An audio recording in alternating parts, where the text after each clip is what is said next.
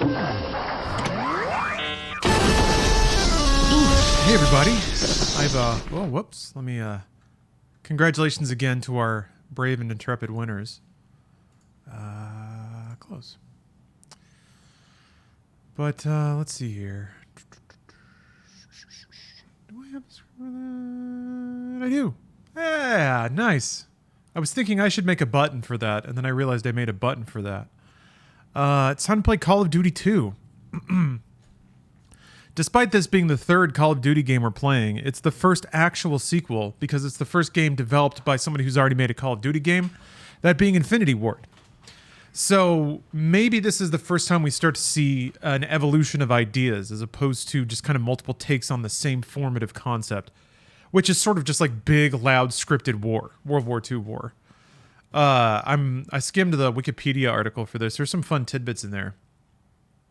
Let's see here. This happened at the same time that Gray Matter was making United Offensive. So an expansion and a sequel were being developed simultaneously at different developers, which again, that's pretty cool. That's pretty early, but it's also very Activision. They would go on to do that like to the nth degree, especially with Call of Duty. Some of the ambitions I'm reading about for the game were to make the combat scenarios more open. So it was pretty clear that Call of Duty 1 featured cool enemy AI, which is to say that it was actually doing stuff. They weren't just video game enemies. They would they would search around maps. They would be able to find their way through multiple floors of a building to shoot you. And then they would spawn multiple AI on your side of things too. Activision was never a French company. No, Activision's been American pretty much the whole time. They haven't been the same company the whole time though. Like they had a few executive rollovers. Bobby Kotick got there in 91, I think. And you can kind of start to see the Activision that we know now. I would say Call of Duty. It's so fitting that their entire business is Call of Duty because Call of Duty is the first franchise that Activision treated like they treated every other franchise. Actually, wait, no, Tony Hawk's Pro Skater might have been the first one. But Neversoft made all of those. Neversoft was able to flip those games pretty fast. Call of Duty was an interesting project. Like, they couldn't make a Call of Duty every year at one developer. Anyway. So yeah, when it comes to this stuff, let's see here. Oh, American Controversy. Interesting. Yes. Oh, that was this game. Okay, we have to watch that. So this is one of the very first. It's funny in context of things that happened with Cyberpunk and things like that, because this game was one of the very first sort of promo ad scares in video games. There was a trailer for Call of Duty 2 made by an animation company that was made to mimic gameplay. But it wasn't gameplay, but it was made to look like it. Let me see if I can find it. I remember it very specifically. Let's see. Yeah, Rhythm and Hues depicted a first-person view of events that was supposed to transpire during the game, rather than scenes from the game itself. So people thought that was misleading advertising. Is this it? I don't think this is it. I remember specifically like a first-person perspective, somebody ducking behind a tank, and like a plane flying over and the camera wobbling. Let's see here.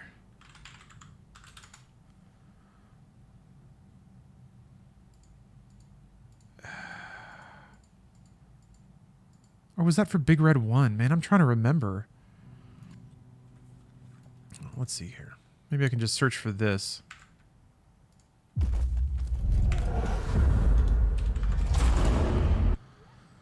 I'm gonna guess it's this. Let's watch it and see.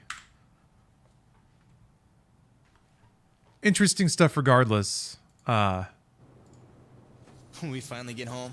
It's funny because I remember the same discussion happening about the Killzone 2 trailer. And wondering why people didn't refer to this because it's nearly the same thing. Although Killzone 2, and I think also Cyberpunk, very interesting examples of the final product actually looking kind of identical to that, but people still being mad.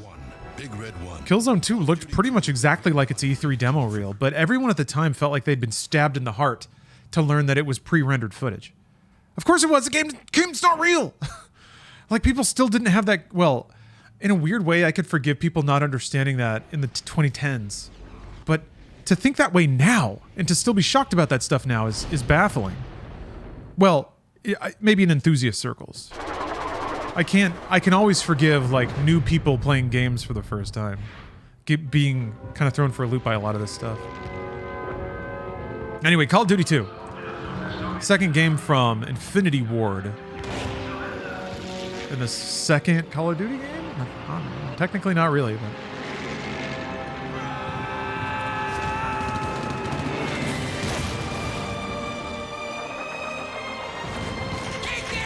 They did a fake gameplay for COD 3 too, and no one freaked out about it. Okay, I guess by that point they figured like they got away with it. Now I'm wondering if I wonder if that trailer mentioned in the Wikipedia article is the Big Red 1 trailer or if it's something else.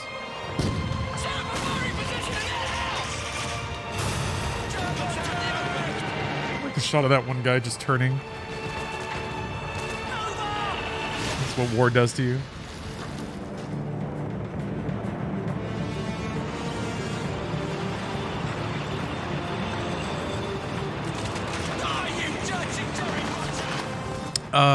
Who did Call of Duty 3? It wasn't Infinity Ward. Oh, also, this is the first Call of Duty... Well, I can only presume that the console Call of Duties were not... Or... Finest Hour was not on id Tech. But by Call of Duty 2, they're calling it like Infinity Ward engine. Which is... It was adapted from Quake 3 engine, but...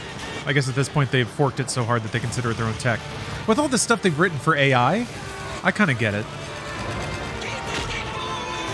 And this is supposed to have more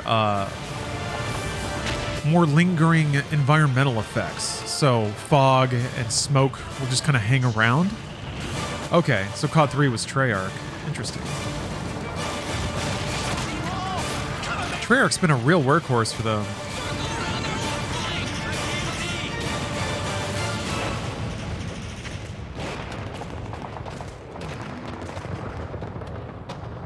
There's 2 stars for the 2 world wars. Oh. Freedom. Freedom! Apparently this one supports widescreen naturally. A graceful natural widescreen. Do we believe it? Oh my god. Oh. You love to see it.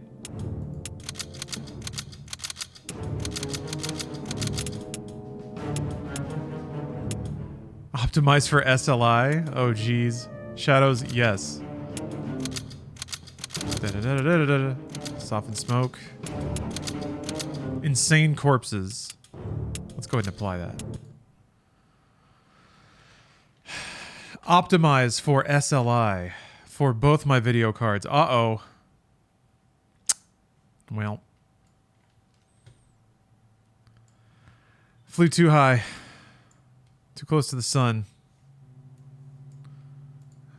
Hubris. Oh. I don't. No. You load it with my last settings. Okay. Alright, here we go. We got to do one at a time then.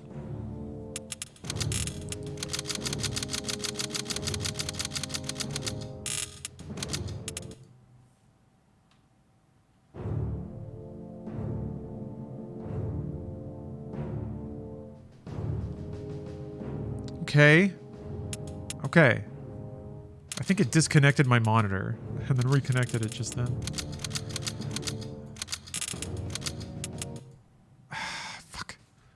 Yeah, that's right. Quake 3 has to reboot the engine every time you... Fuck you! Okay, sorry. It was on another monitor for a second. It's back. Whew. Back in the days when, is it everything? Okay. At least it didn't have to, like, completely reboot the entire engine. Shit. Yeah, it took a while for PCs to be okay with, doing multiple things at once. Ironically, I think it was almost exactly when when World of Warcraft came out. Ah, okay. No, King, I've changed it. Let's see here. Okay. We had to get there in stages, but we got there. Yes.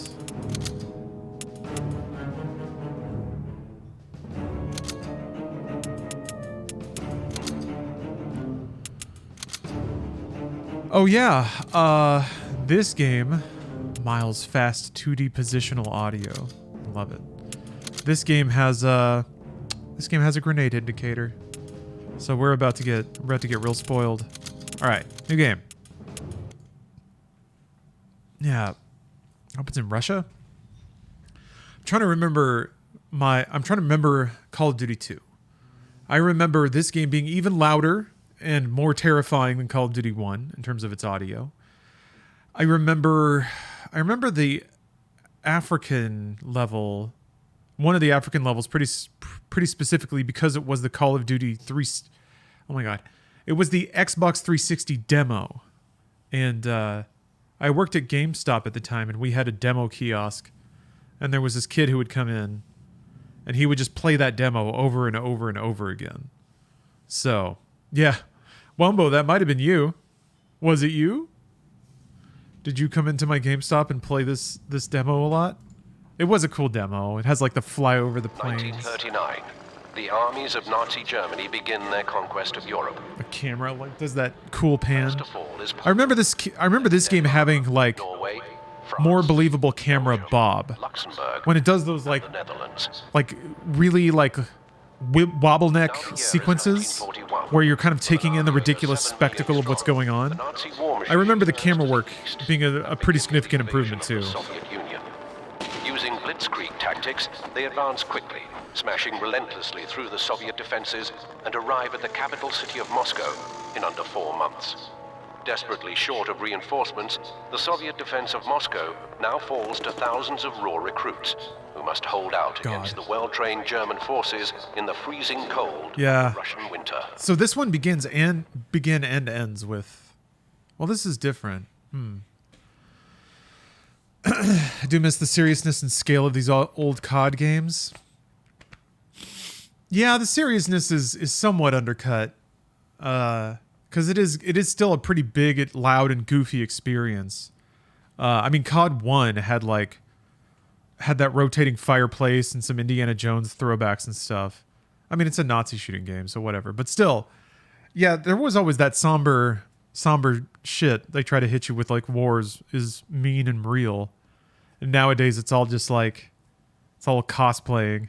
It's all tac ops LARPing. It's basically swords and sorcery, but for guns and night vision goggles. But whatever. It is and always has been a mass entertainment vehicle. Yeah, Bill, I see what you mean. There's been some CODs that try to have those moments of sincerity. Sorta. Man, Vanguard was the most like fake sincere game I played in a while. Oof, it's gonna be rough to get to that one, but whatever. In a few hours, I will join my comrades in the defense of Moscow.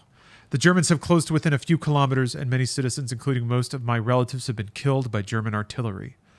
Although I have never held a rifle, I am ready to learn what I must and do my duty to protect our motherland against the fascists. Private Vasily I. Koslov, 13 Guards Rifle Division. Welcome to basic training, comrades. If you wish to survive, you will do exactly as I say. Now, walk over to that table and pick up those weapons. Yeah, I gotta ratchet down that sensitivity.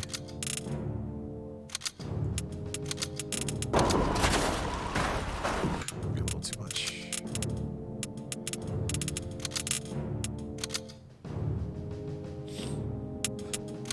You can't type it in, though. It's on a slider. But each slide is like, how much is each slide? Let's see. Oh, each slide is 0.46. Each pixel. All right, it's actually not bad. How did they know 0.46 was exactly what I wanted? You will have to move fast. I wonder what if I turn VSync on. I wonder what that's gonna look like.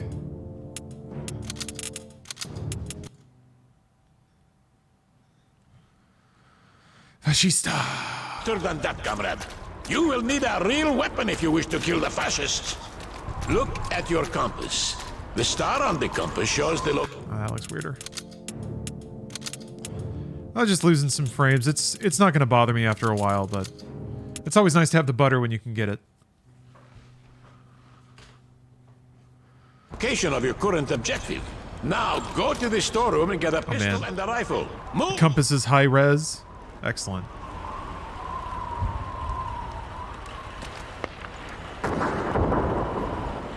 These games scale up so well. Jeez. Jeez.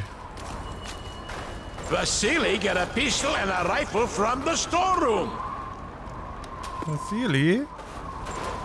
Vasily? Hey, what do you want me to do, man? Oh. The weapons are on the table, comrade. Good. Now go back and report to the commissar. These gun models look really good. Wow.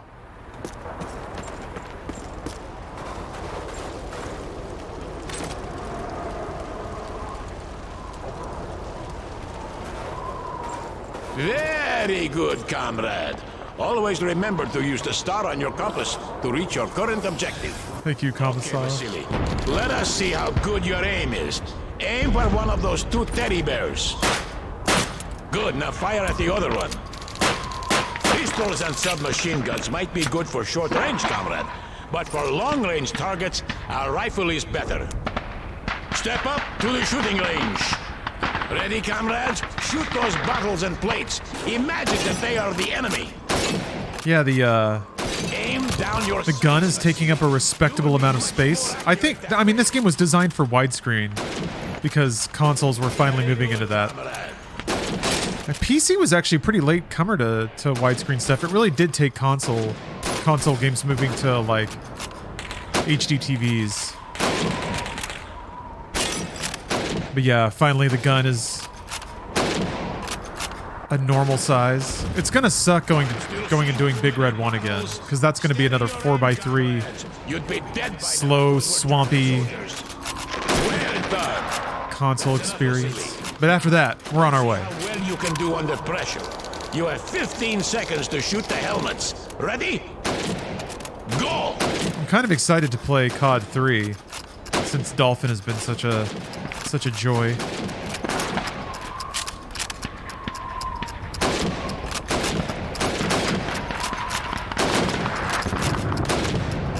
Conditioning you to click the heads. Now come over here and bash this mannequin with your rifle. Shift. That's enough, comrades. Come over here and pick up a grenade. Is there a... These are It doesn't have potatoes, sprint, I comrade don't commissar. think. Why are we using potatoes instead of real You have 2 potatoes. Because real grenades are valuable. In fact, they are worth a lot more than you are. Oh, of course, comrade commissar. My mistake. Now throw a potato into each of those marked target areas. Potato. Very good, comrade. Potato. Good throw. Potato. Potato. Not bad, not bad. Comrade commissar! Comrade commissar! We've got a prisoner. Come take a look. Vasily, come with me.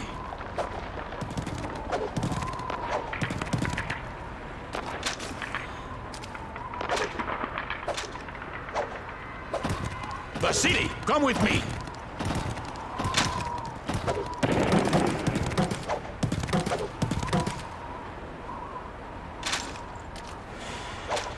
Vasily, come with me.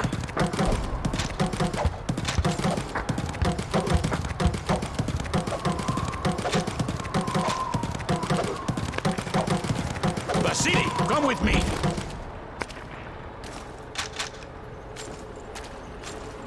Crap, there's no potato cheat code? Yeah. Forgot about the potatoes. I guess they start despawning them. That's Vasily, lame. come with me.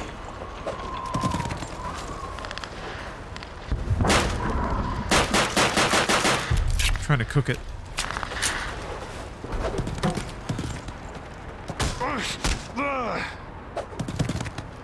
You look hungry. Eat up. Hören Sie auf! Bitte töten Sie mich nicht! Unsere Truppen. Comrade Commissar, he says the enemy is moving behind our lines. To the south. Riddick. Von And they are Kettenfahrzeugen. supported by half tracks Und Artillerie and unterstützt. mobile artillery. Sir, there's a German attack forming to the southeast. It looks serious. Listen, comrades. There is an armory to the east in the basement of a house. Go there and load up on ammunition and supplies. I will stay and take care of our guest. The lip sync is really good. Good luck. I wonder if it's going to be like that through the whole game or if it's just the beginning. Here we go. Here comes the wars. Move it! We'll blow you up in this city! Charge through that wall! Let's go! The trench is too long! Yeah, you move way faster. Maybe I'm also just remembering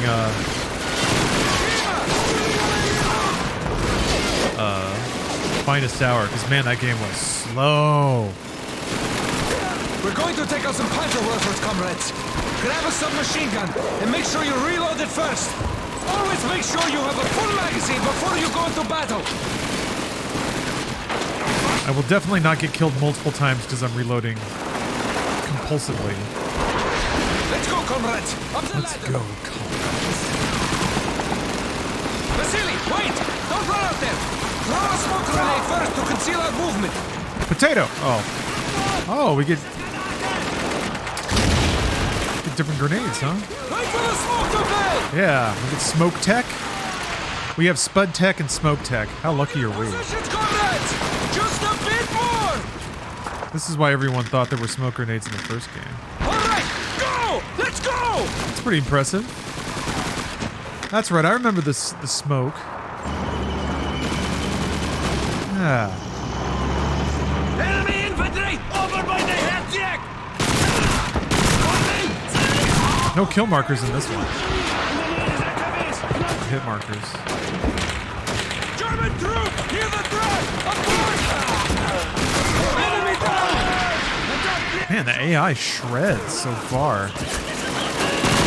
Guessing that probably won't stay, but... Is that the AI throwing grenades? Holy shit.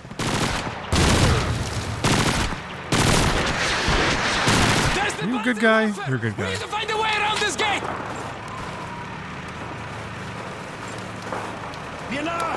This is still Xbox PS2 gen? I think it launched in that gen, but it was... They had a port for 360 PS3, and that was a pretty big launch title, I remember. That was most people's, like, biggest launch title. Enemy infantry! On the second floor! I don't want that. Yeah, PS2 had Finest Hour and Big Red 1. Reloading! Enemy infantry! On the first floor! Okay, your crosshair turns red now. Killed him! I remember when war games drove the games industry. Now it's loot boxes and microtransactions. Yeah, it's Gamba. Gamba associated with powerful properties. And football is one of them. But yeah, I mean, theoretically, Call of Duty is still war themed, but now it's just like, it's all online make-believe stuff. Stay close to me! I will be right behind you, comrade! Who are the factions in Modern Warfare are what? Spec Gru and Cortac? Find a supply crate east of our position! Vasily! Destroy their Panzerwerfer! They're both like extra-national, vague and undefined entities. It's the fascists! Vasily! Destroy their Panzerwerfer! Just hide in here. Yeah. You're spinning around like a ninja, tossing drones We everywhere. were in training. There Still is prints no money, though. better training, comrade, than fighting to survive.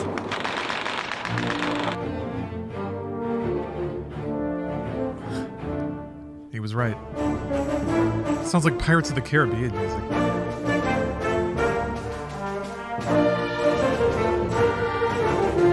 Imagine fighting to defend freedom and some nerd on the internet says your Triumph music sounds like pirate themes. December 2nd, 1942. Today we have been ordered to reinforce positions north of Solichnaya. There we go. Solichnaya Street. My unit has taken heavy losses since we arrived at Stalingrad in September. Many were killed during the crossing of the Volga River before they even had a chance to set foot in the city. I may have lost count of how many Germans I have killed so far, but I'm certain it is not nearly enough. That's hard. There's no need for this senseless bloodshed between our nations. The German people... Stalingrad is the Russians. I have a good feeling about this. will be treated well. Will be given plenty of good Oh shit, I didn't know COD was fucking woke! The German army is your friend. I specifically played games on the aughts to never see a woman ever. Yesterday afternoon, What the fuck is this? Whoa!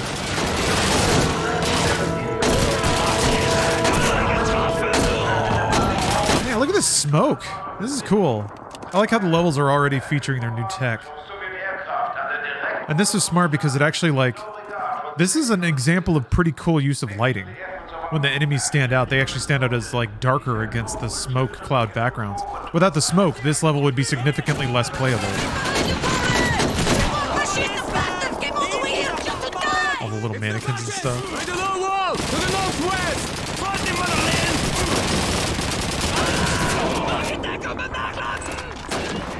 Alright, I got the big boy. I may not have to be as... I was being pretty reserved before because some of the other COD games were pretty spicy. But this is the beginning of the game. And they may already be well into, like, making these games a lot less exacting. Yeah, I don't have a health bar. Is this the first game with jelly eyes?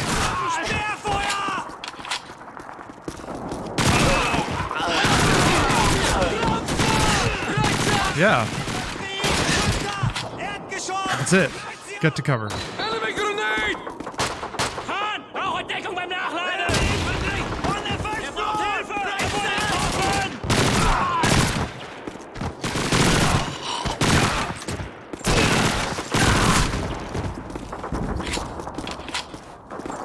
First game with a healing factor? Yeah, you're right.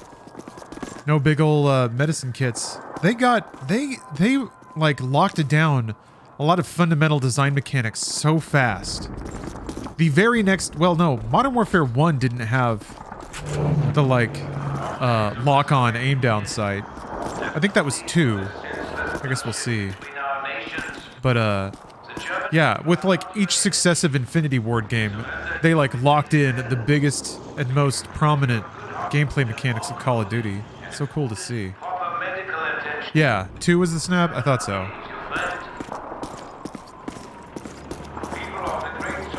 I mean, 1 was just like a... This way, comrades! 1 set the aesthetic for all of Call of Duty, really. They can't get away from Modern Warfare. And they've tried. So that's kind of the breakthrough, I guess, of their third game. And then 2, like the Snap ADS defined 15 years of console shooters, basically. Gotta see this. Oh, look at this. Look at how cinematic. Whoa!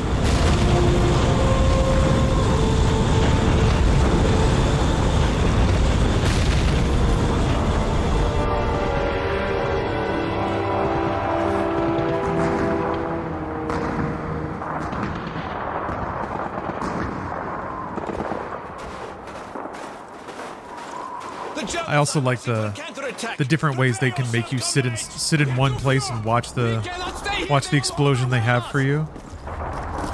Having a dude dragging a body was pretty good. Stay where you are! We will hold this position until help arrives! The aid station in Sonntag Street is counting on us to stop the fascists! Hold the line, comrades! Do not let them pass!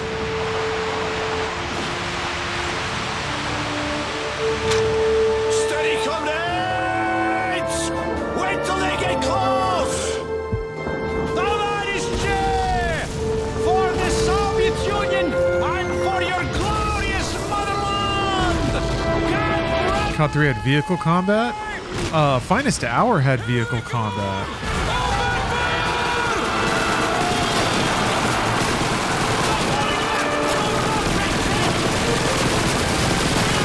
Yeah, just having a bunch of dudes run out of a smoke cloud. In COD 1, they just kind of had to climb over fences and stuff. So having them, like, they are really getting a lot of mileage out of the new technical ability, which I always find really cool. It's like, it's one thing to have something that looks cool, it's another to use it in a gameplay way, or a way that creates a feeling, versus just putting it in front of the player and being like, look at this.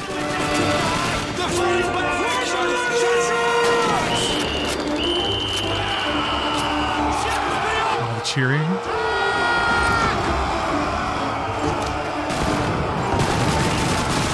Yeah, exactly, Morrissey. The intersection of technical capacity and then artistry. And it's like, it's artistry on one level, but I feel like there's multiple layers of technique, like just skill and application. There's creating the technical ability in the first place. There's just writing the math that can draw cool looking smoke clouds. And then there's the engineering of making a playable, understandable, and fun gameplay experience around that technology. And even past that, there's the artistry of making that create an experience or a sensation that's more than just the intersection of it technically works and I can use it in gameplay. Creating emotional moments. And it's like, 3 layers to build up a gameplay moment that really works. I mean, far more than 3. That doesn't even acknowledge audio or anything like that.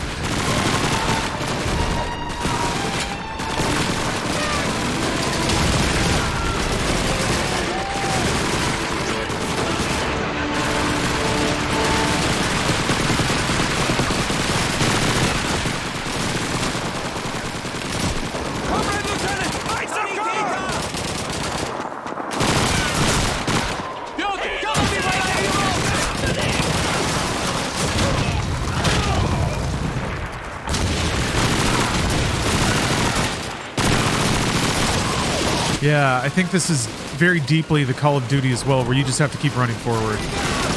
Like smoke bombs and push, and then your little AI dudes push forward too. And they respawn, and it's like, yeah. I remember this also being the game where it became a different kind of COD. There were moments like that in COD 1, I guess. Yeah, geez, I could like take that much machine gun fire and not die.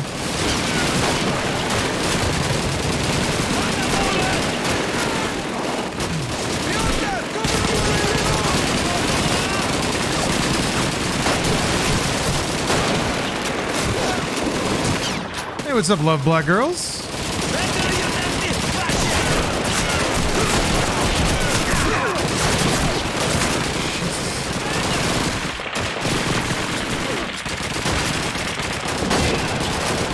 Guess I have to run up there, huh?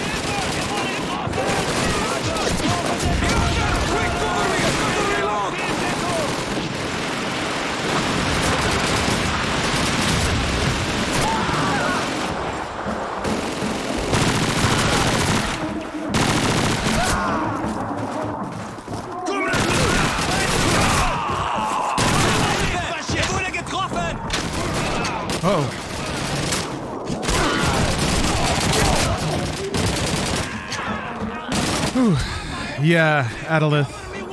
So Call of Duty 1 had infinite spawns as well in some sections. There were just like, dudes would just like crawl over fences and stuff and keep running into the map until you hit a certain trigger. But this game is much more explicit about there being like a line, and the game is reliant on you pushing forward to move that line. Gosh, excuse me. I remember I struggled with this game a lot until I finally sort of reverse engineered how it was really working, figuring out that feeling, that infinite reinforcement kind of thing. And then knowing that all you have to do is thin out the enemies and then push forward, and as long as you make it to another crate to hide behind, you've advanced. Damn those fascists! They barricaded themselves on the upper floors! Shouldn't we ask them to surrender? Feels like it works much better when you have regenerative health, too. Yeah, it does feel only fair.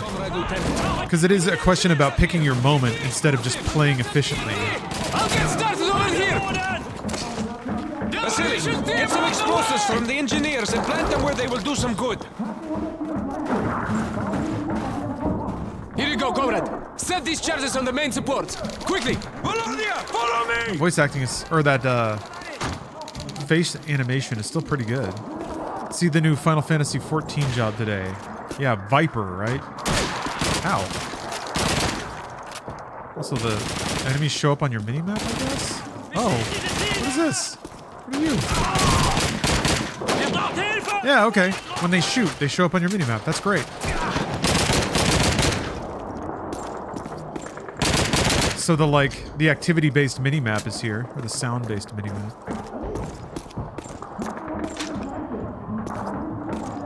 Final Fantasy 14 Fall Guys collab. Yeah. Little beans with giant anime hair. The charges are set! Whatever, man. They're adding a Fall Guys course to 14 as well, right? Or is it already in there? Because I want to run that. It's about to blow! It's like a gold saucer thing. Move it! Oh, we're gonna get a big old building explosion. Let's go! Let's go!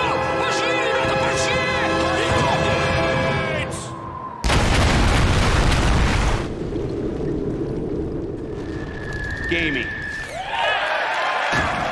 The charges are set! Get to a safe distance! Got hit by a stray brick. It's about to blow! Get clear of the building! Is it already in the saucer? I gotta go check it out. Let's go! Let's go! I've been spending a lot of time in the gold saucer because that's where the next triple triad matches I have to do are.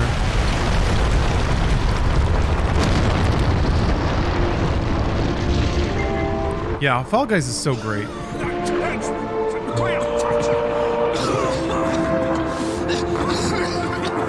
Is there sprint in COD 2? No. I run at the speed of democracy, which is fast enough.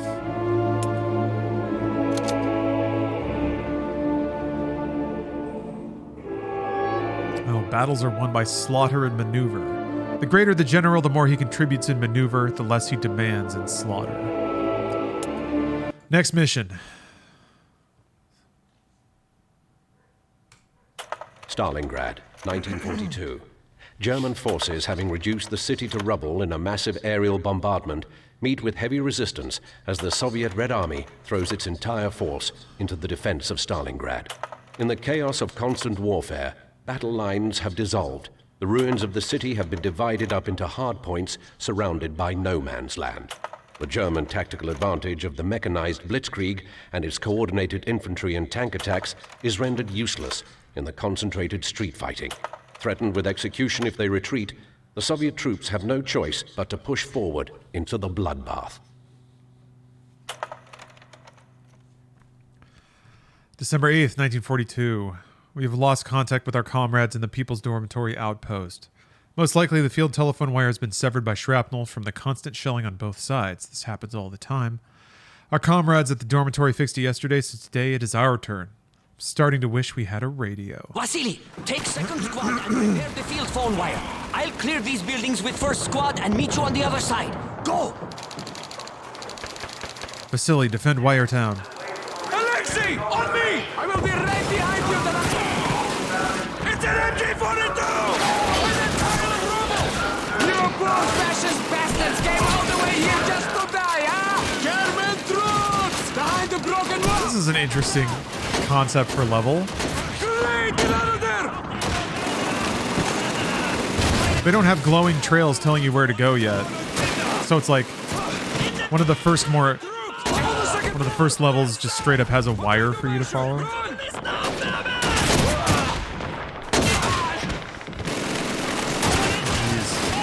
the Germans! Around the broken wall! Over to the west!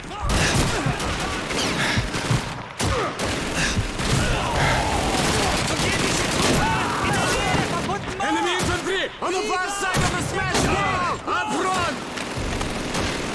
Yeah, I'm just doing normal. Since I'm going to be playing 30 Call of Duty campaigns, I don't see that there's a lot of fun to be gained by playing them on veteran or hardened or whatever.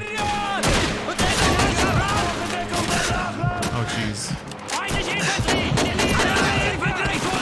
Damn, real war moment there.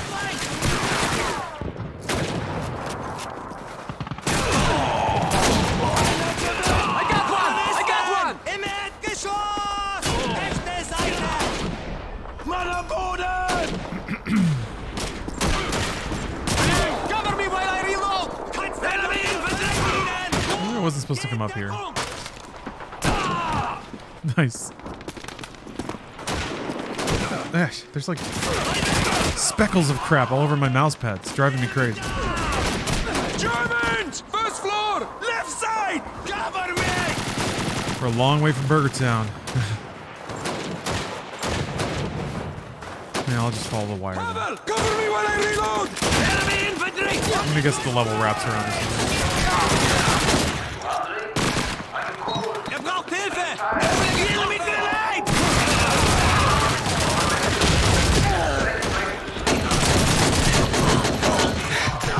Krieger, Deckung, geh in Deckung!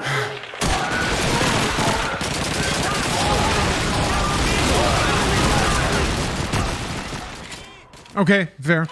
Fair. Infantry! On the first floor! Left side! Potato pressure! Sowjetische Truppe! In der Nähe der Sandsäcke! Hinter uns! Hilfe! Use your grenades! German troops! Left side!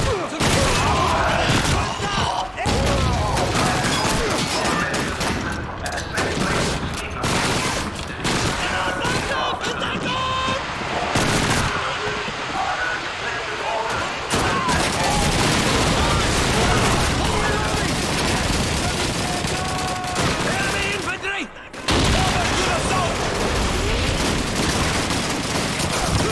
There's all these hallways now where like it was kind of an annoyance multiple times over in the first COD of being forced to walk down hallways that just had machine gun cover, and you would just get chewed up. So the smoke grenade is a pretty direct way to undo that problem. Back up! Schnell! Enemy grenade! Enemy infantry! Is that grenade ever gonna go off? Okay, thank you. Gosh darn it. I should have retreated. Da drüben bei dem Schutt! Zu unserer Linken! Step back into the smoke and they can't touch me. Germans! Near the track!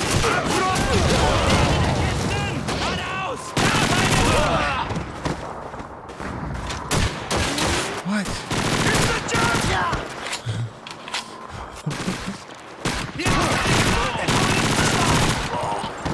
Er braucht Hilfe! Germans! Over by the truck! Kill those fascists! Ow. I did miss the constant shouting of Germans as they're getting gunned down, though. No offense to any Germans in the chat. I should be specific. The shouting of Nazis as they're being gunned down. Nothing to fear from surrender. The German army is well disciplined and will treat you with dignity and compassion. If you wish to live, do not resist. Scooter's putting out a new album soon, so modern day Germany is A-okay by me. But I guess Scooter's putting out a new album soon could be said at any time in the last 30 years. Ready to return to your families.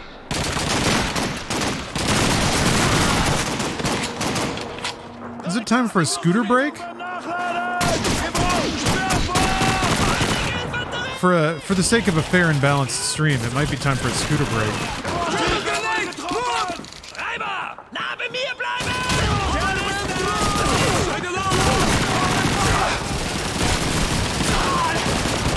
I got one! I got one! You poor bunch!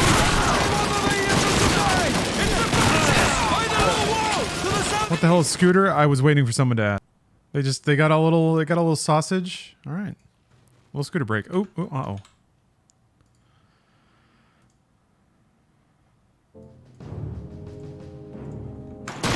You have to hear everyone screaming and shouting.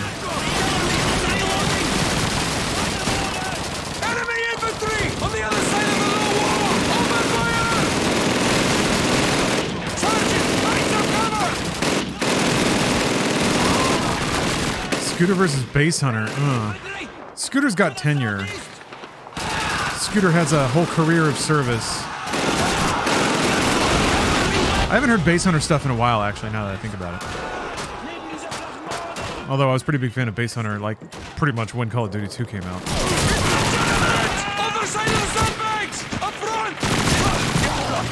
Had a couple of his albums. Oh, okay. I was thinking of how much is the fish. I mean, it's got a good drop for sure.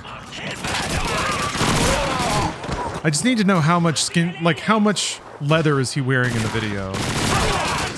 And is it a color other than black?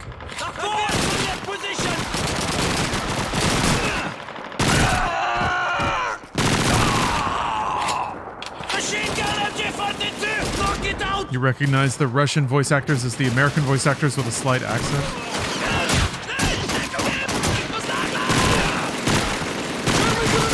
You mean they're not authentic Russian speakers? I beg to differ because Call of Duty is a live, realistic, in real-time recreation of World War II.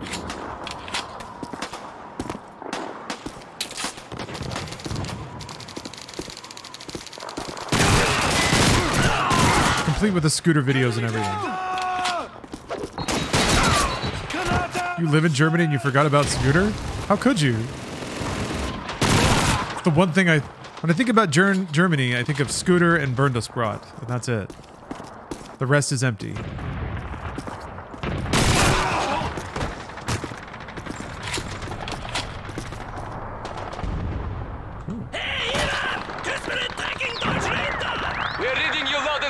Hey, Scoots.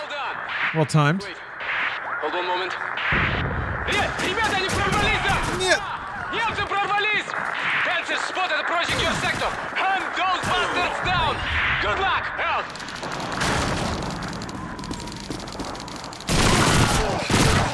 Sergei, find some cover! Oh, Bata, you didn't get a Twitch notification. I did not take the stream down. The stream's been up for 24 hours and change at this point. Well, yeah, Twitch notifications are usually a pretty good way, but I 99% of the time also send out notifications to the Discord. But sometimes you don't want to join yet another Discord.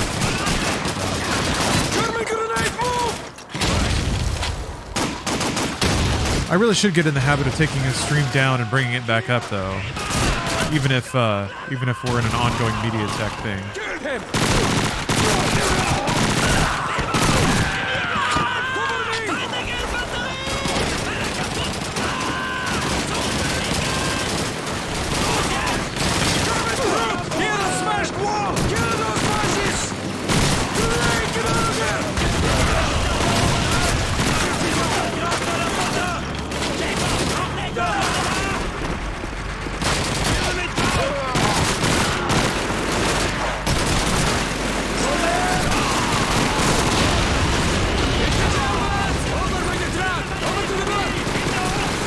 Oh, game kill? You're a fan of media tech, huh? Glad to hear that. Yeah, it's a fun little project. Not for everyone, but it's not meant to be.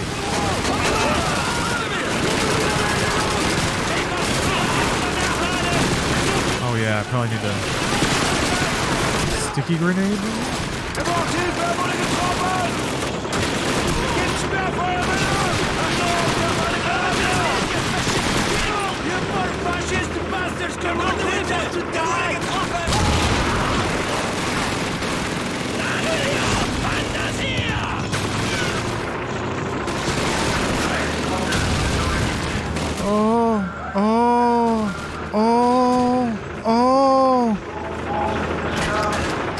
Okay.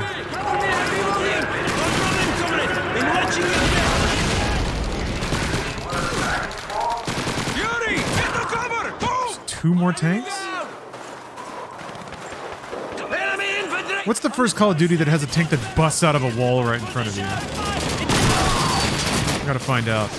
We've only had 2 exploding trains so far.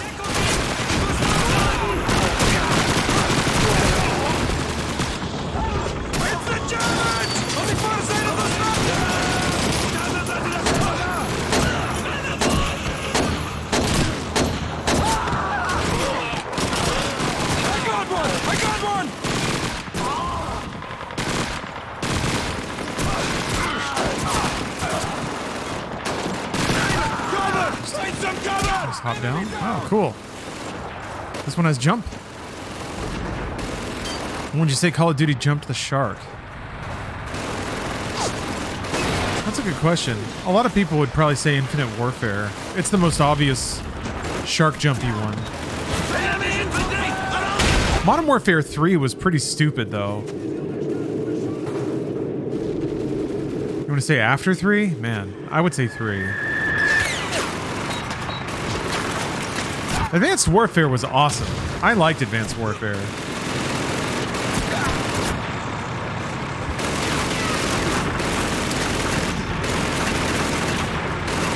Modern Warfare 3 was pretty ridiculous, though. You're like, I remember, like, even in the first level, you're on a submarine while Manhattan's getting invaded or something. It's just, it's so beyond the realm of, like, even at the time, like, a blown-up Tom Clancy thriller wouldn't be that silly. Yeah. It was pretty out there. I mean, Modern Warfare 2 had Burger Town, but Warfare 2 was still, like, I don't know, there was still a weird... There's a fun sensibility about it. 3 seemed to take itself super seriously. I guess 2 had no Russian. That was pretty rough. And getting your skin melted off by an atomic bomb.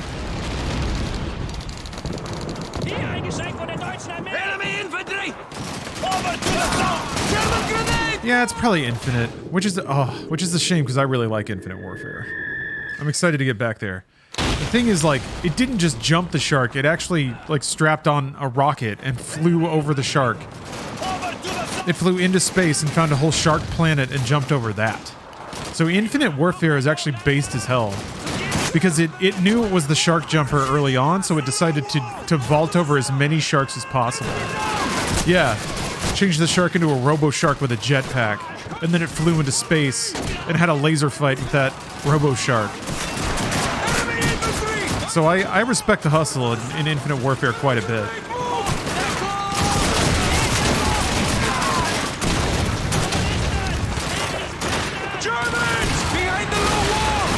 Yeah, the campaign is what I'm talking about. I have no opinions about the relative multiplayers of any COD because I never really played them. Not my kind of multiplayer experience. Cover me! I'm reloading! Whoa. Awesome.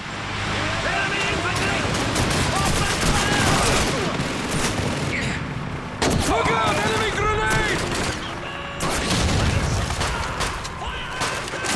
Man am Boden! I'm excited to get the fish AI in COD Ghosts. Riley is a dog, and you love him. I know that's not the phrase, but I love hearing it. This is Riley, and you love him. It's the fascists! Kill those boxes! Enemy down! Let's actually check in on old Riley. How you doing, Riley? Let's see. Well, there is our guy. Bork! Bork! Bork! Good boy. Good boy, Riley. Riley appreciates, Riley is a freedom dog. Alright, Riley. Thank you. See you later. I will be right behind you, comrade!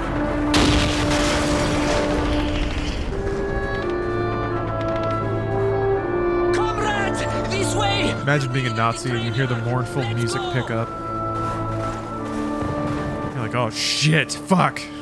They're coming and they're about to win the level.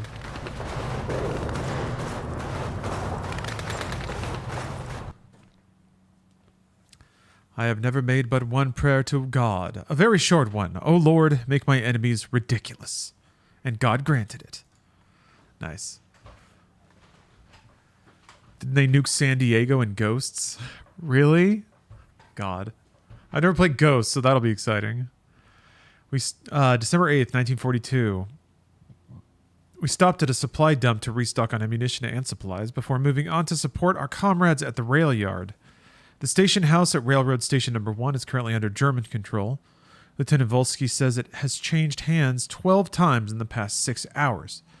The safest way to reach the train yard is the pipeline, as long as the Germans don't know we're in there, of course.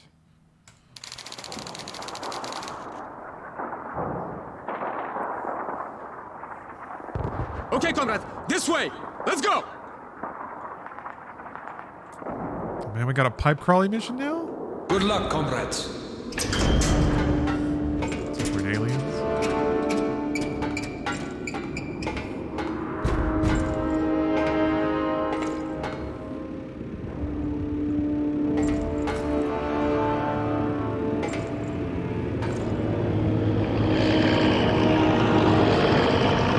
Whoa. The snow looks really good.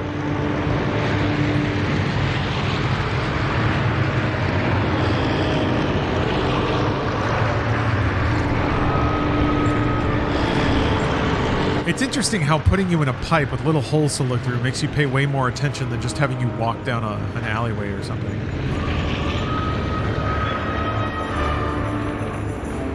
This dude just chilling.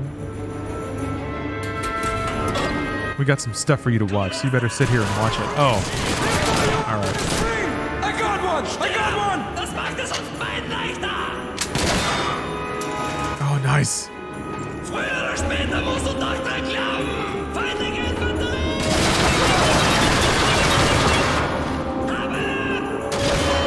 What a cool effect.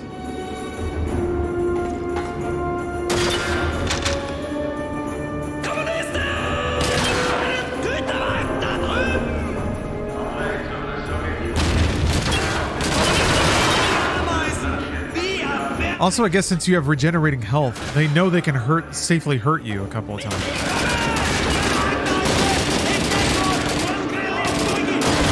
Did he throw it back? Oh wait, those are good guys. Never mind. That is allowed.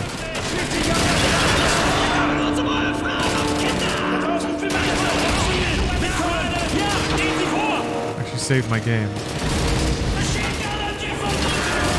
What the fuck? How did they know to write this inside? Well, whatever. They were German? I thought so. My reticle wasn't turning red, but whatever. There.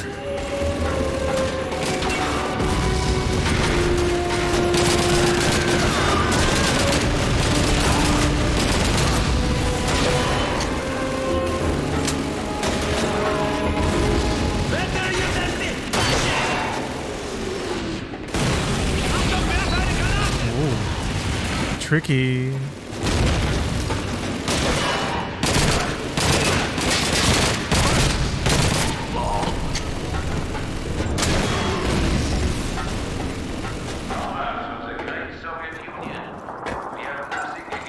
Yeah, where is Ramirez? It's an MG-42 in the train station. I'm pretty sure that's Yuri Lowenthal too. I could be wrong, but it kind of sounds like it.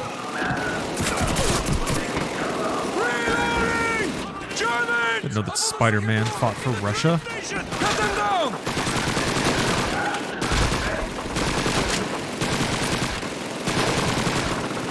Oh, it might only turn red when you're in that weapon's accurate range. Could be, could be.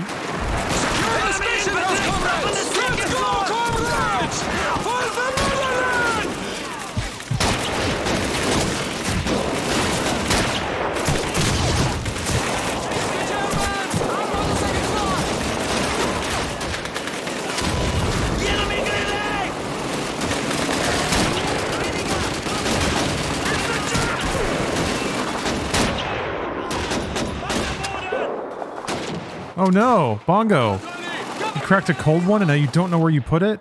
Oh, that's a shame.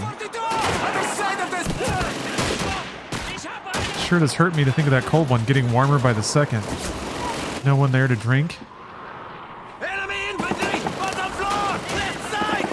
I'm sure you'll discover it eventually. And here's the thing, a warm one can always become a cold one again. It's never too late for a cold one.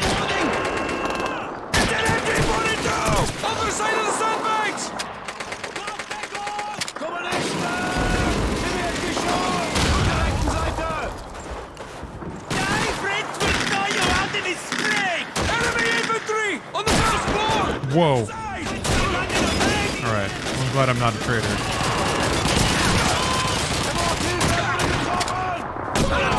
Get to cover! Move! The Germans are moving in the open! Up front! Enemy down! Where the...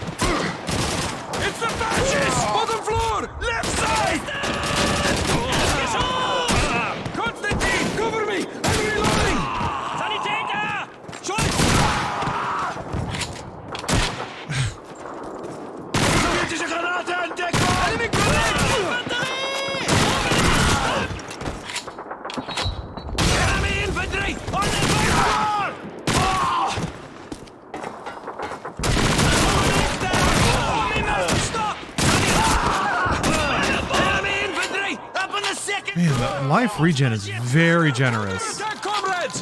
Stop it at all costs! We will not lose this position again! At least it is so far. Over by the trap! Our left flank! Enemy infantry to the southeast! Grenadier, take cover!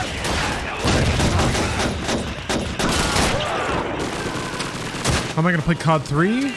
Emulated Wii version. On the left flank! So I'm gonna use the Wii remote and nunchuck to play, but it'll be on a Dolphin, so hopefully a higher resolution and a higher frame rate.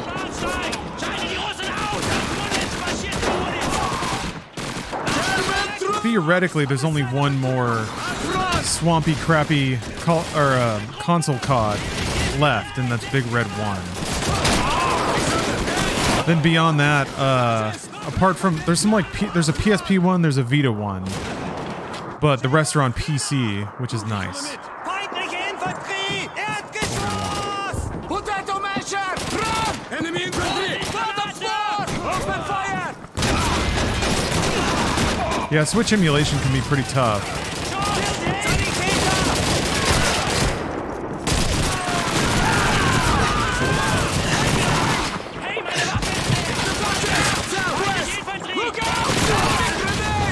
God, your health comes back so fast. German! Moving in from the south! Sasha, stay close to me! German grenade, move!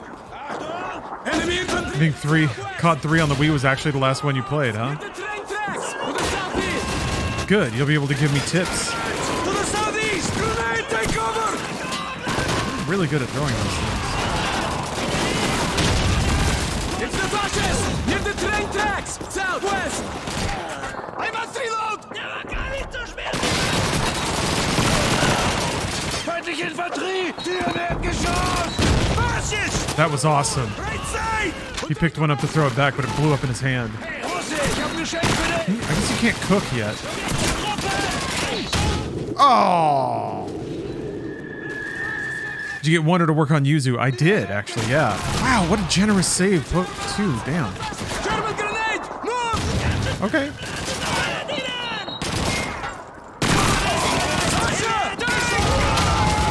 Enemy troops breaking from cover! I couldn't decide what cover he wanted. Enemy grenade! Enemy infantry! Moving in from the south! On the first floor! Come on! Tip number 1, don't simulate your own recoil when firing. Ruins the whole experience and possibly fragile items around you. Alright, well. That doesn't sound very immersive, but okay. To disable the tank to the southeast!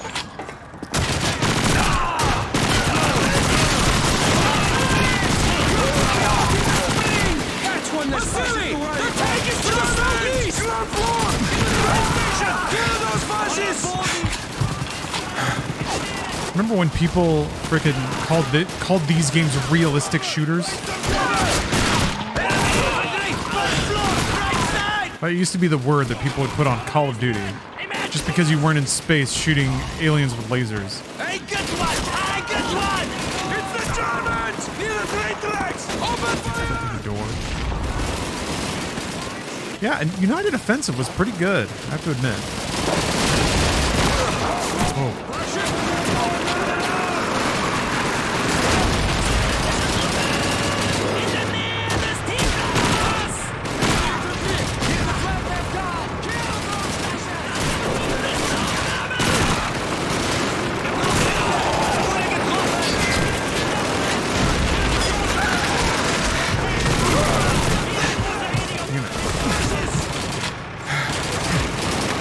Out in real life, Audie Murphy was credited with 241 kills. That's awesome. I was curious about that. A soldier, an average soldier that survived the war, what did their body count end up like?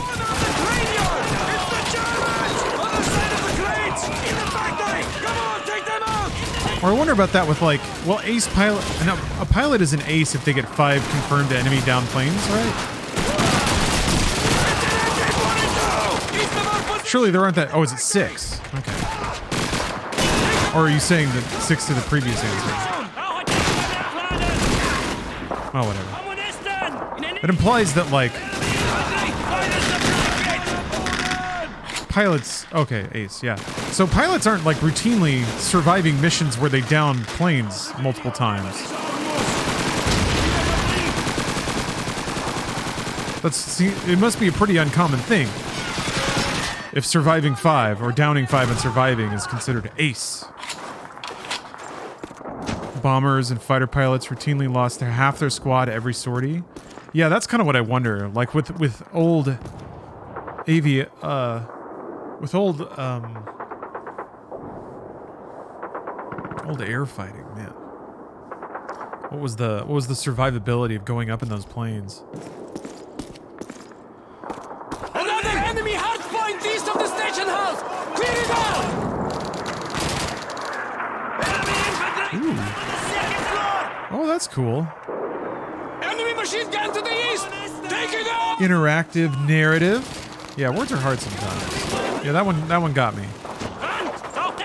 To overcome with freedom. Ow. I was looking for cover back that way. Didn't exist.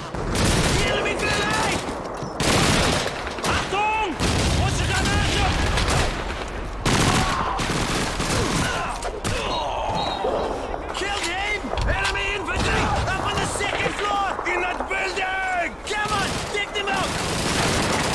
Pavel! Move behind that boxcar! Not enough! Enemy infantry! Behind the sandbags! Get to our position! I must reload! Do that? Is there another dude over here? Oh, I think I can go around. I have to go around. Yeah. Man, these environments are way more open, too. Having multiple objectives? I don't remember that. That's pretty cool. Enemy infantry! Near the flatbed!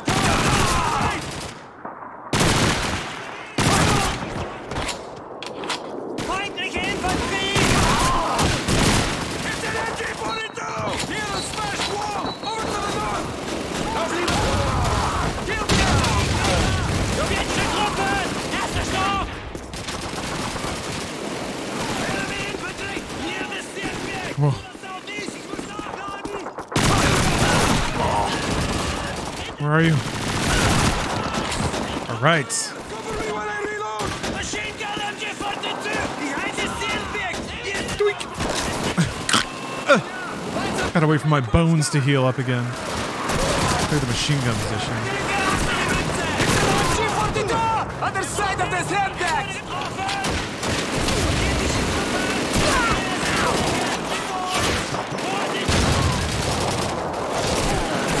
German troops! Behind the sandbags! To the southeast!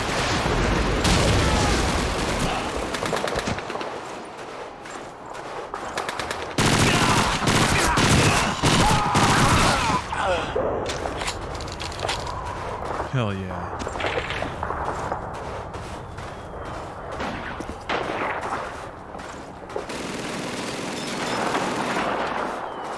The open ground has a lot more trenches and valleys and stuff to crawl through as well, so you can approach mounted gun positions without just getting shredded. It's an MG-42! Around that broken wall!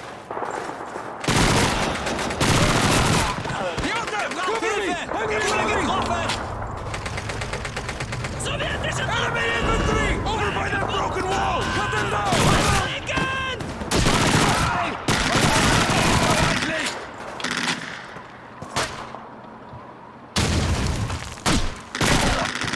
I wonder where that came from.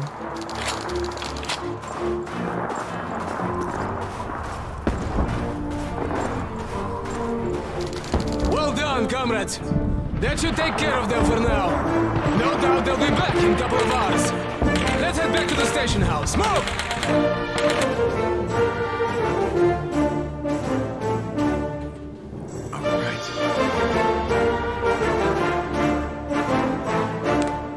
Like the tasteful drop shadow on this victory. I guess that's the old Call of Duty font.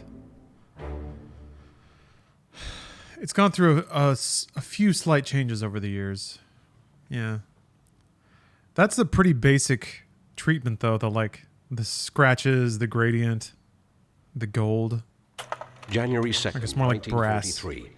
Surrounded on all sides by Soviet forces, the German Sixth Army at Stalingrad continues to crumble in the absence of a desperately needed supply line. Many the newest German COD logo soldiers is trapped in the weird. city, who are now literally starving and running out of ammunition, continue to fight regardless, fearing that the Soviets will execute those who attempt to surrender. The fighting amongst the firebombed ruins of the city intensifies, as thousands of Soviet infantry continue to retake Stalingrad, one block at a time.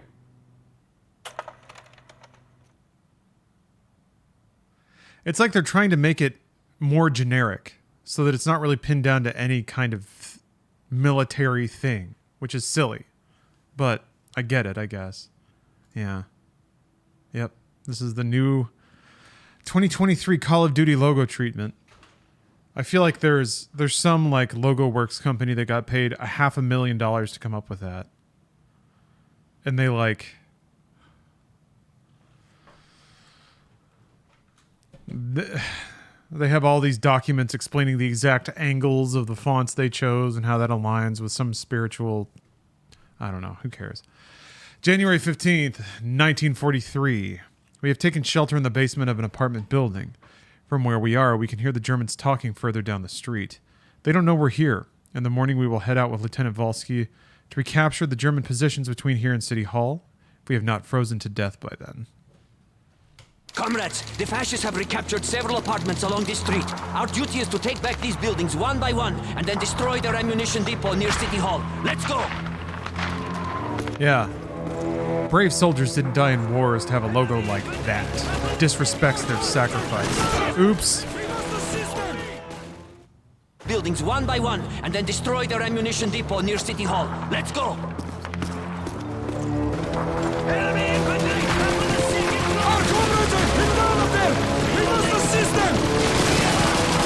Why are some of the arrows green and some of them are white on the mini-map?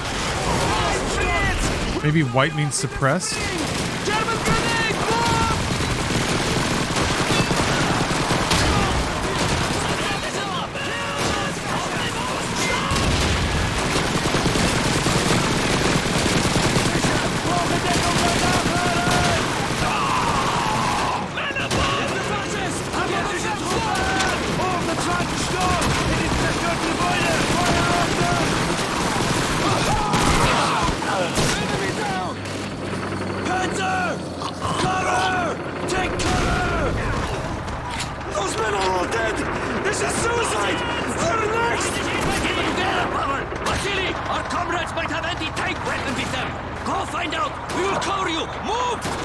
Ooh, you beat Lost Odyssey kind of tallish.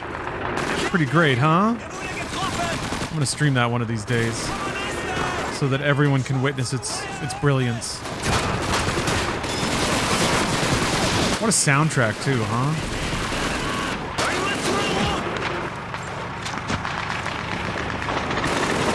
Yeah, white means they're firing.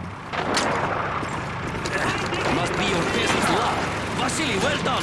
Now set those explosives on the back of the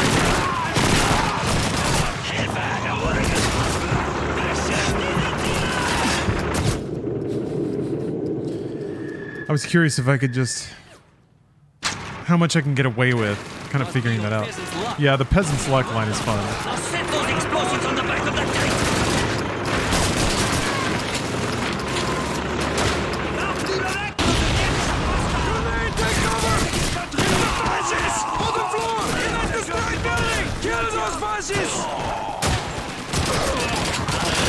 That's one less fascist to worry about!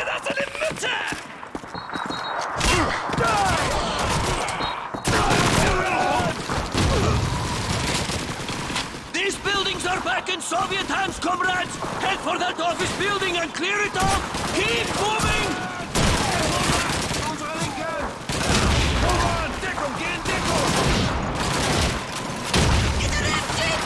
Oh, Twinkerbell, you're starting to play Dark Souls 3, huh?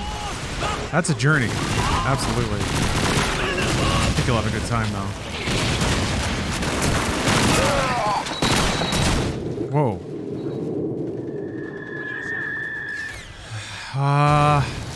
Nostalgic. These buildings are back in Soviet hands, comrades! Seeing that you were killed by a grenade screen.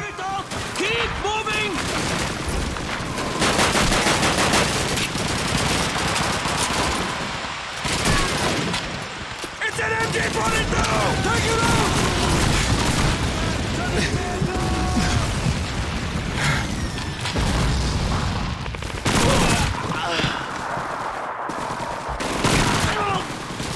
It's interesting seeing how open the levels are and how not like they're kind of linear, but it still requires you to look up, to look left. I feel like the games are not going to do that for too much longer. I think by Modern Warfare, the levels were kind of turning into more hallways with 45-degree angles and stuff. I don't remember a lot of even semi-open environments like this, but we'll see. Maybe I'm just missing it. Du an sich, du kommunistische Marionette!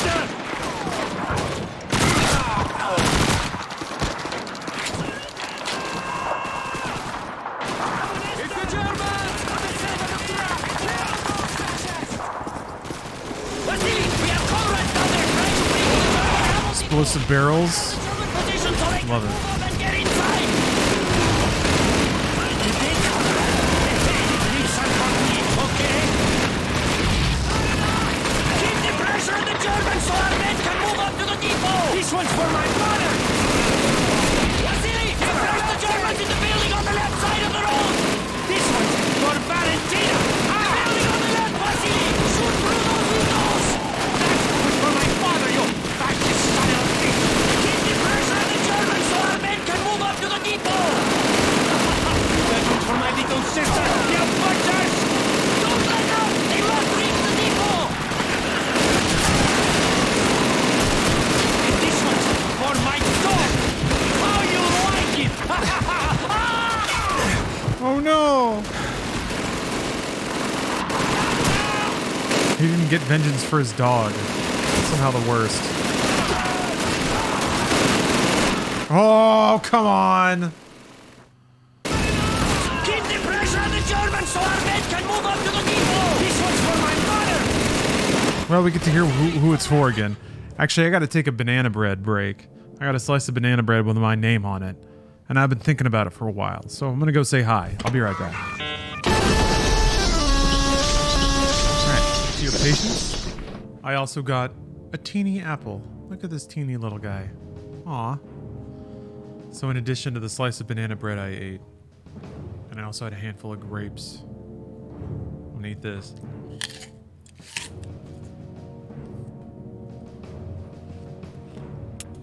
Germans in the building on the left side of the road! This one's for Valentina! The building on the left, Vasily! Shoot through those windows! That's for my father, you fascist son of a bitch! Keep the pressure on the Germans so our men can move up to the depot! Candles, it is neither a Fiji nor a honeydew. Don't let them! They must reach the depot! This one's for my dog! I'm not gonna just tell you though. You like it! No. I won't make it easy for you. You'll thank me for this someday.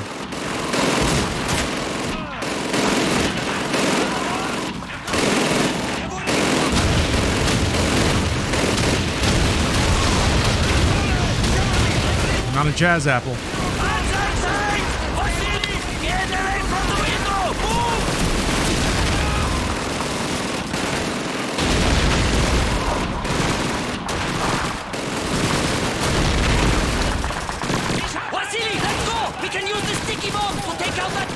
Man. They love making me use those sticky bombs, huh?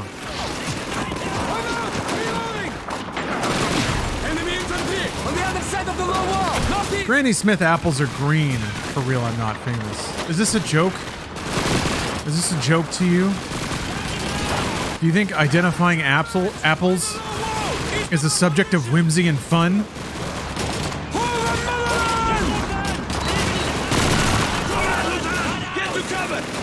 It's not a Kiku apple. No.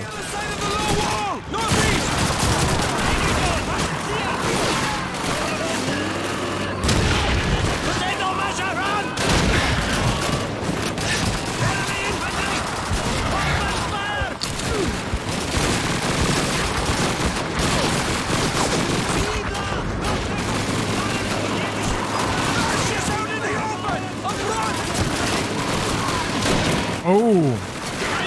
That was close.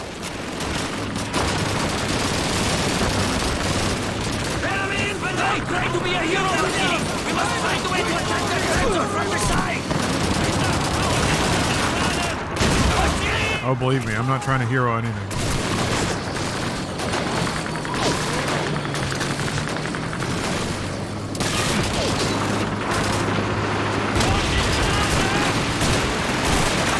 Oh, there's a wall there. Crap.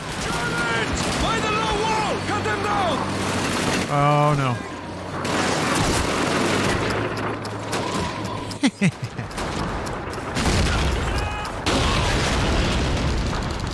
Yeah, Stage Geek. Playing through every Call of Duty campaign to celebrate 20 years of Call of Duty.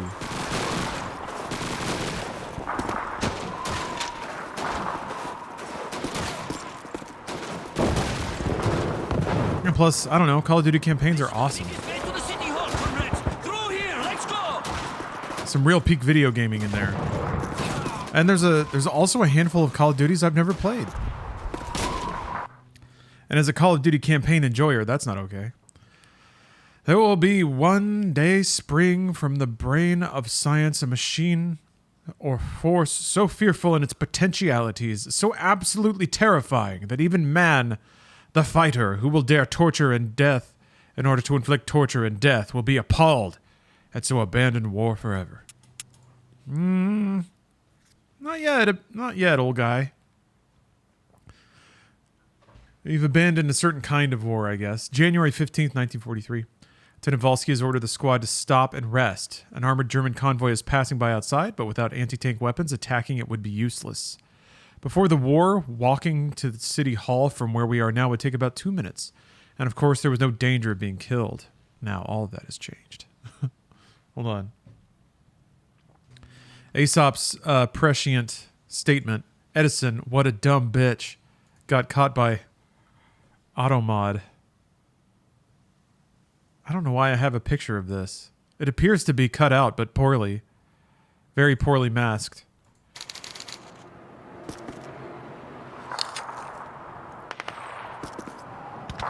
Time to go! Get moving!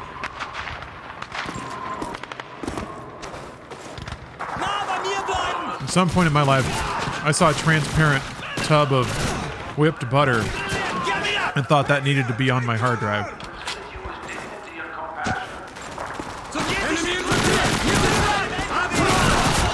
Watch out! I'm throwing a grenade!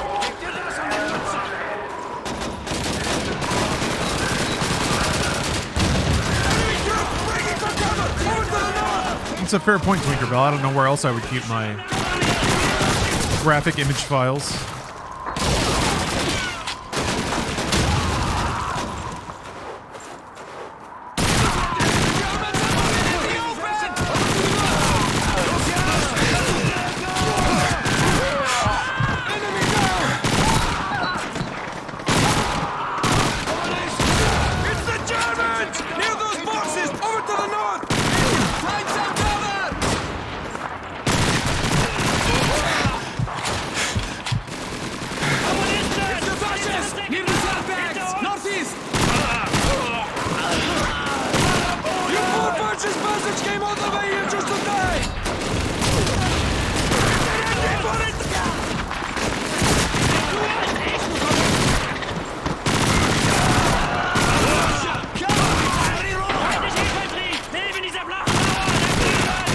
Oh!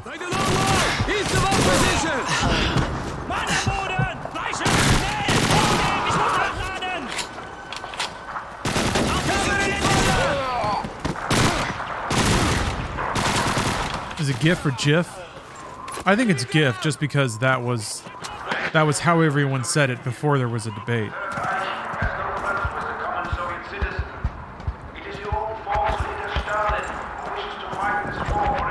Everyone pronouncing it a certain way is just as, if not absolutely more valid than the creator saying any intention. That's not how language works. To some degree, I guess, it's the intention of a creator to organize and facilitate human exchange of information or whatever. But whatever. Part of that curating process is language being changed and honed in the human experience. Давай! Let's move Also, no one says it any other way now, so there's not even a debate.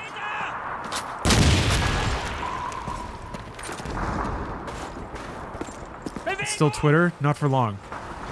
They're changing it. It'll change. And then only weirdos will call it Twitter. Or better yet, don't call it anything at all. Simply do not acknowledge or use.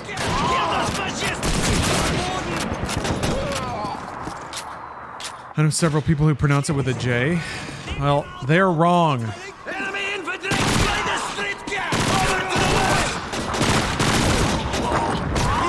Also, they're not even GIFs anymore. They're all like WebMs.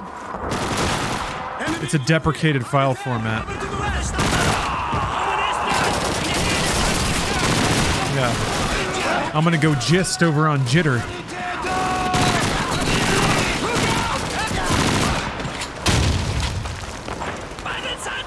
Although, wait a minute.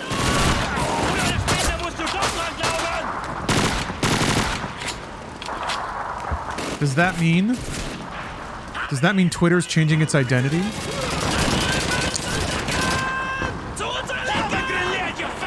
Elon wants us to not dead name Twitter? Interesting. Interesting.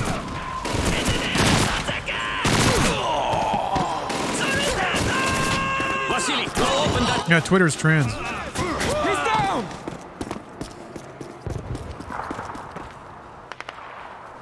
Was there ever a reason why Elon changed the name to X? I remember there being some half-hearted, I remember reading some pseudo-business explanation about how you can write down the losses of a business if you change its name and identity and what it's supposed to do. Like,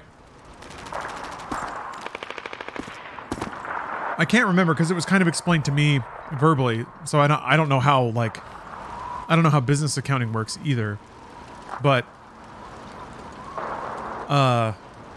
it kind of makes sense if you think about it. Like, you take your crappy investment and then you rename it and make it a different kind of business. It feels like you'd be able to claim that as a different kind of loss. I don't know. But yeah, also Elon's been attached to the name X.com since his PayPal days, so it could also be a dynamite idea that he's had for decades. Hollywood accounting, I don't know. Who cares? Great people just follow their gut sometimes, and all their ideas are good. That's the important thing.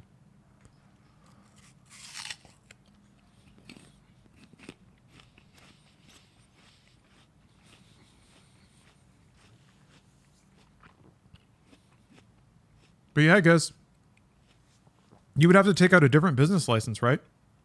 So you can kind of paperwork-wise say this new thing doesn't have anything to do with the old thing.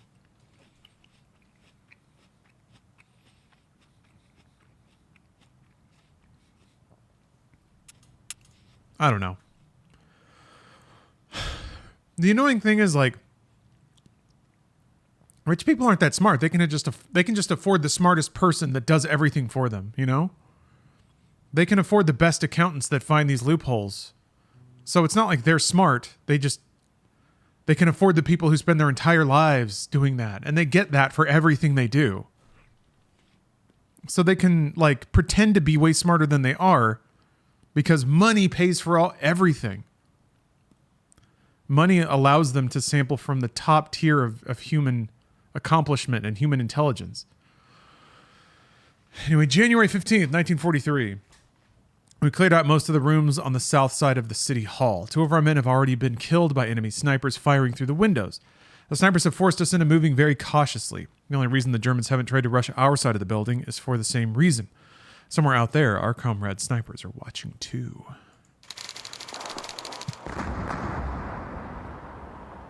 That's a good point. Colorful punk. Move out! People with money have to be smart, otherwise they wouldn't be able to count high enough to keep track of all their money. I get above 4 and things start to get really wiggly. Luckily, the Call of Duty series is just for me. I don't think, there's no single franchise or game that ever went above 4. And even 4 they don't like to do. until 2024's Modern War 4. No regard for the safety of the citizens. Thanks to the efforts of our First floor is clear! these are normal children can look forward to a bright, safe Yeah, anything more than 4 and it's just a bunch. Just a bunch of whatever. Heads down! Sniper! That dude should not have been standing there. Vasily, grab that sniper rifle!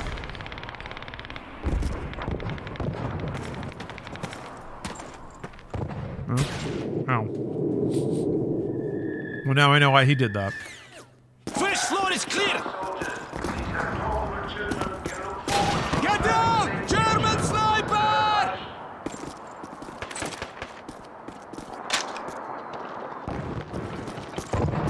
Good, now wait for Pavel to get that bastard's attention. Pavel, do it. Yes, comrade. So he's doing the. Oh, he's doing the thing.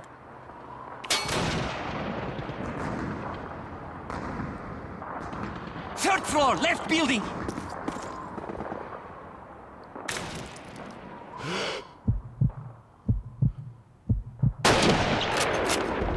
He's dead. Good shot, comrade. Well done, Vasily.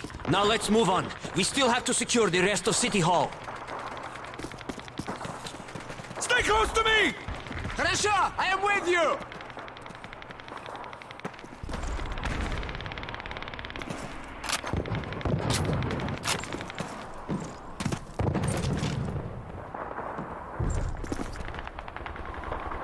So cold.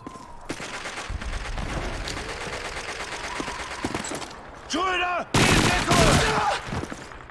Sanitäter! medical force honorable Soviet who request simply put down and surrender to the nearest German patrol. It is truly that simple.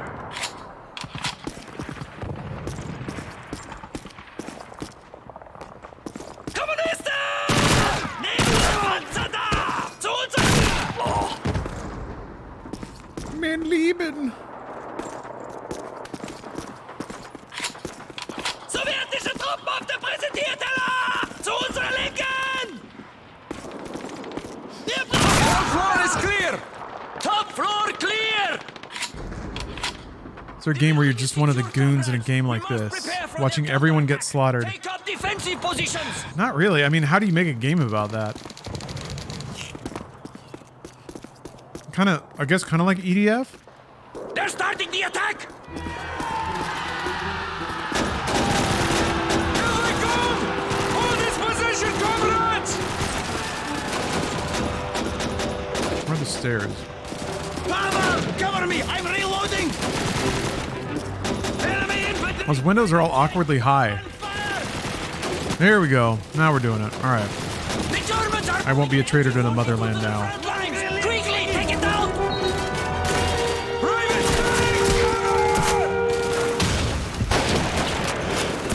Enemy infantry! Near the Fjorden! Over to the north! Kill him!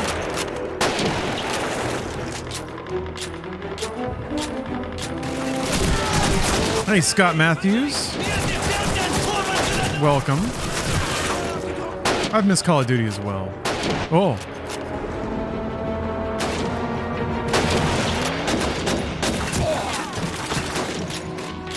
Enemy down! Enemy infantry! By the tank! Over to the north! Yeah, no Russian is pretty avant-garde. I was enjoying seeing the escalation of like shocking level scenarios in Call of Duty campaigns. I was worried that they might get a little too try-hard and just cross the line into sheer tastelessness. Which no Russian, I mean, was kind of tasteless, but it was still, you know, I thought it worked in the game. It was still fine. Kill those fascists! I don't know how you do the like slaughter of civilians and keep it tasteful. Modern Warfare 3 tried to do it again, but it ended up being funny. What was the Modern Warfare 3? No, don't tell me. Don't tell me. I want it to be a surprise. I don't remember the shocking moment in 3, but I will remember. I will remember soon.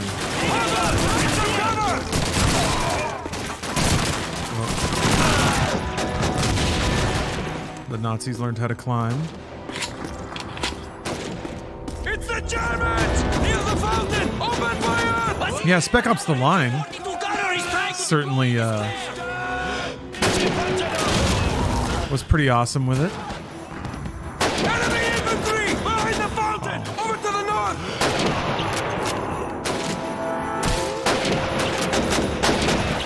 MG-42! Grey building! Fourth floor! Oh no, I haven't seen it, so don't worry about it. I was already chatting about it, and it's been like open conversation for stuff, so it's okay. Like, definitely don't. I'm not a hawk about spoilers or anything. These games are so old. It's not a big deal, really.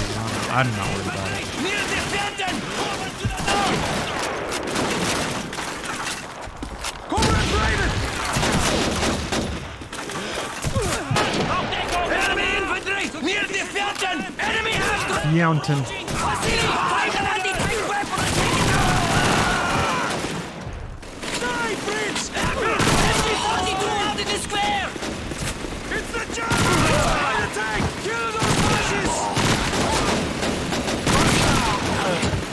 Flavio, cover me while I reload! I got you covered! I'm ready when you are!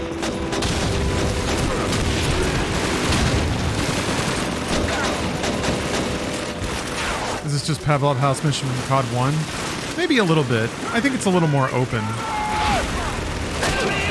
They're only coming from one side, which is interesting.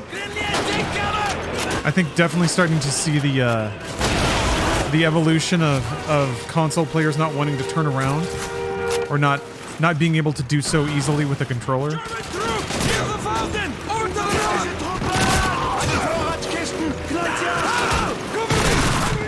As much as oh crap. As much as it's interesting to see the evolution of level design and like set pieces and the way that those things are woven into a playable level, the first CODs I remember also being really fascinating because they are increasingly wrapped around a controller and a console gaming experience. This one's still made for PC, but like I think starting with Modern Warfare and definitely by Modern Warfare 2, they are controller first games.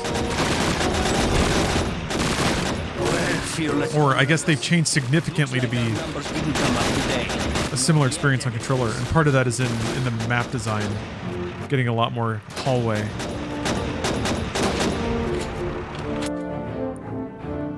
I've completed the Russian campaign. Neat. I swear, I thought those Russian missions in 1 were from 2. So now I'm wondering, well, again, don't tell me. I guess Normandy Beach must be in this game then. Maybe they saved it for the finale. Don't tell me!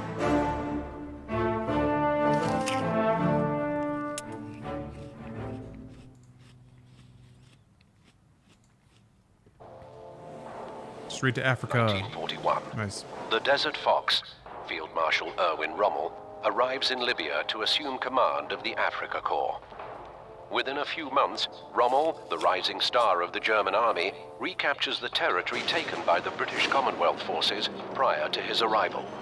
Despite being heavily outnumbered by the British forces, the superior range and armor of the German tanks allows the Africa Corps to take the fight to the Allies. By July of 1942, the Desert Fox and his unstoppable Africa Corps, in a series of classic blitzkrieg attacks, pushes the British forces eastward across the deserts of Libya and into Egypt. Now in late 1942, holding their ground a mere 60 miles from the Egyptian capital of Cairo, I'm gonna throw my apple British core away. Field Marshal Montgomery's forces, including the Desert Rats of the 7th Armored Division, prepare to blunt the German offensive and regain the initiative.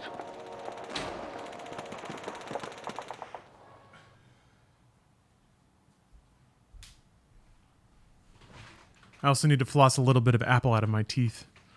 Our squad has been given the task of leading a surprise attack on a remote enemy supply dump. Monty's plan is to launch numerous attacks of this sort to draw the Jerry's attention from his forces to the north. Without sufficient fuel or ammunition reserves... Hold on. I thought I just saw my mouse blink. Usually it does that when the battery's getting low. Anyway, Rommel and his Africa Corps won't last long in the open desert.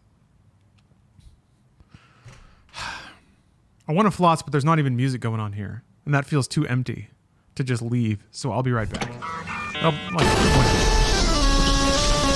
thanks for your patience, folks. Steph actually came home, so I chatted with her for a bit. King 6. She has bangs now. We're commencing our attack. Very adorable. This is it, boys. Our decoys should keep those panzers busy while we wipe out their supplies. Let's go! Man, the first one's at night?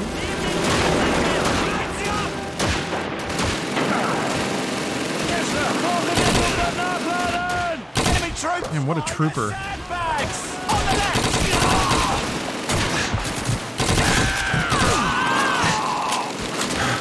Can't stop the Brits. Englische Truppen! In der Nähe der Kisten! Gut, ich komme mit! Hey, Ferret King! Thanks for the raid! Hello, everybody. We're deep gaming here. Hold on. Let's all behold this tub of whipped sweet cream buttermilk. I'll give the Ferret King a shout out he deserves.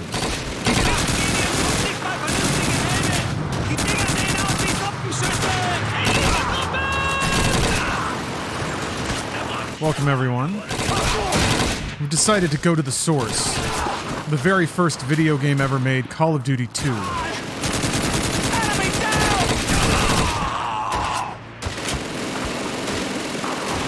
Alright. This Call of Duty was so popular they had a whole world war based on it.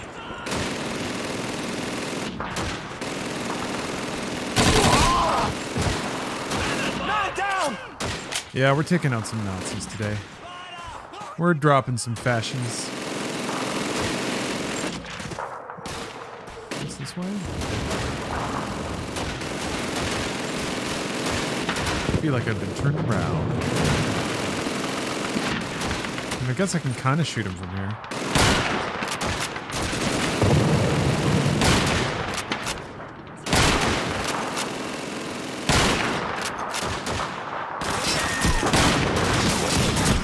I think that's the goal, though. Your grandpa fought in Call of Duty 2? Wow. Thank your father for their game development service. Alright, so what... Were my mans just... Oh... Wow, okay. Make sure those bunkers are secure! Everyone getroffen! Besser du als ich, Engländer!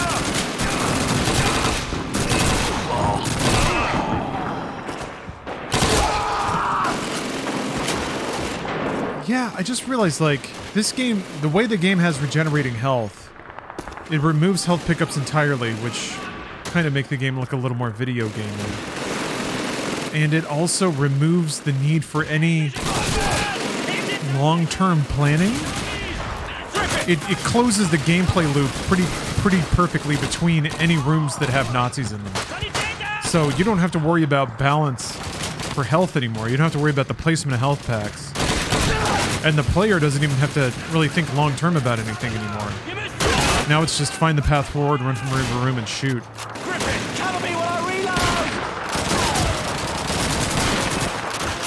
Part of me thinks that, like, games like Starfield are trying to hit that, but still also be an RPG, and that's the weird line that they try to walk. And finding that balance is... it's far from a science. How easy is too easy? How many buttons minimum does a person have to press?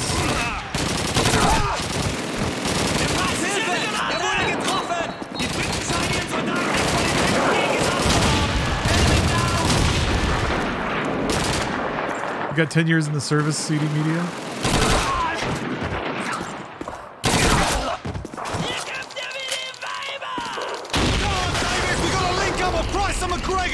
In the Call of Duty service. A game for everyone is a game for no one. You know what, says Nizzle? I'm torn because there are games for everyone that are for everyone. I feel like Mario Wonder right away is one of those games. It's a game that I believe anyone could play, and its sheer vibrance and artistic glamour will probably draw anyone in. Just the non-stop surprise of it.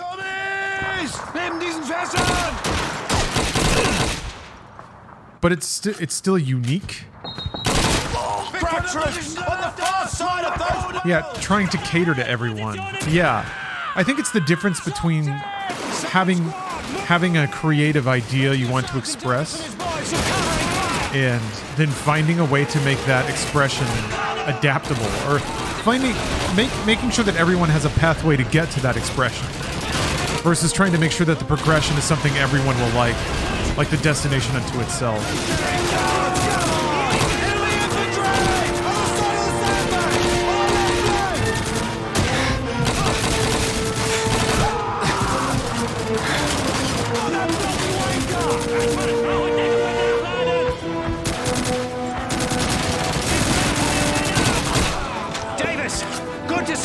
Wii Sports, yeah. Tetris, absolutely.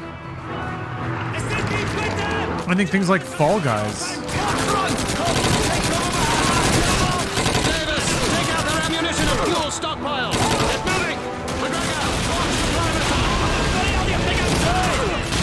I don't really know what Starfield was trying to express. It was trying to, I guess it was trying to live in the majesty of space. Or not even really of space, of our idea of space. It was supposed to basically represent ambition. Because to some degree that's what space represents. Space travel. It's the most ambitious thing that human beings can aspire to do.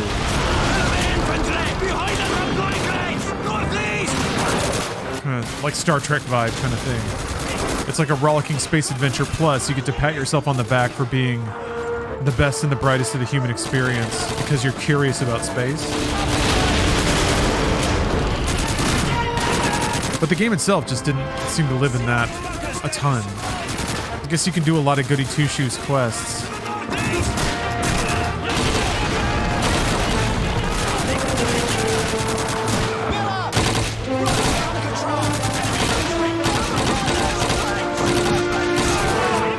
Yeah, they really needed some kind of gameplay scenario or mode where you feel like you're finding something.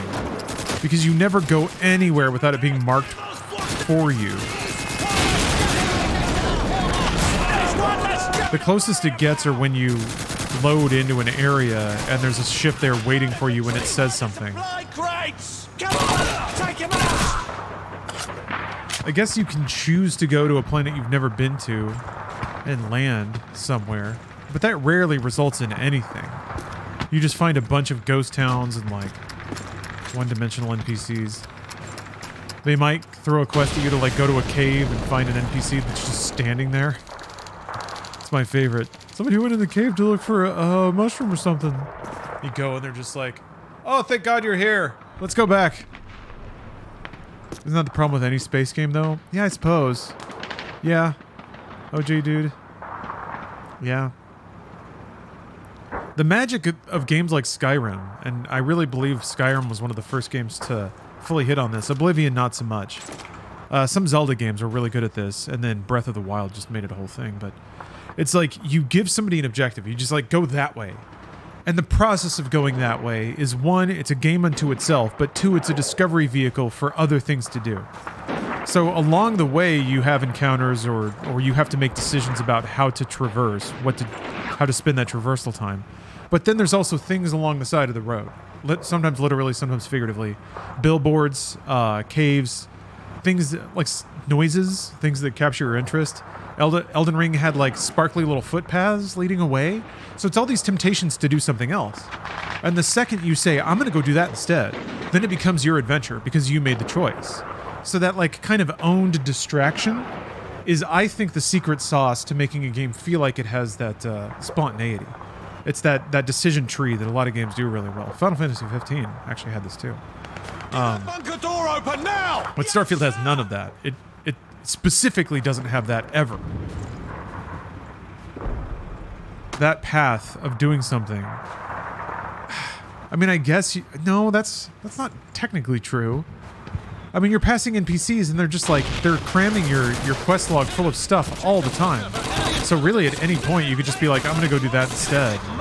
Shut it, McGregor! I think it's because. Awesome. I think it's because it's so passive.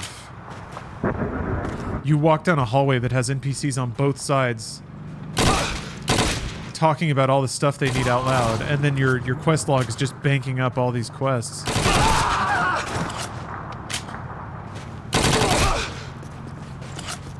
It's such an interesting loop to sort of think about. There we go. There's our 45-degree angles. I love trying to break down a game's mechanical moments and find where the sauce is. To some degree, that's impossible because there's always going to be a human element to it that you just have to feel and experiment through.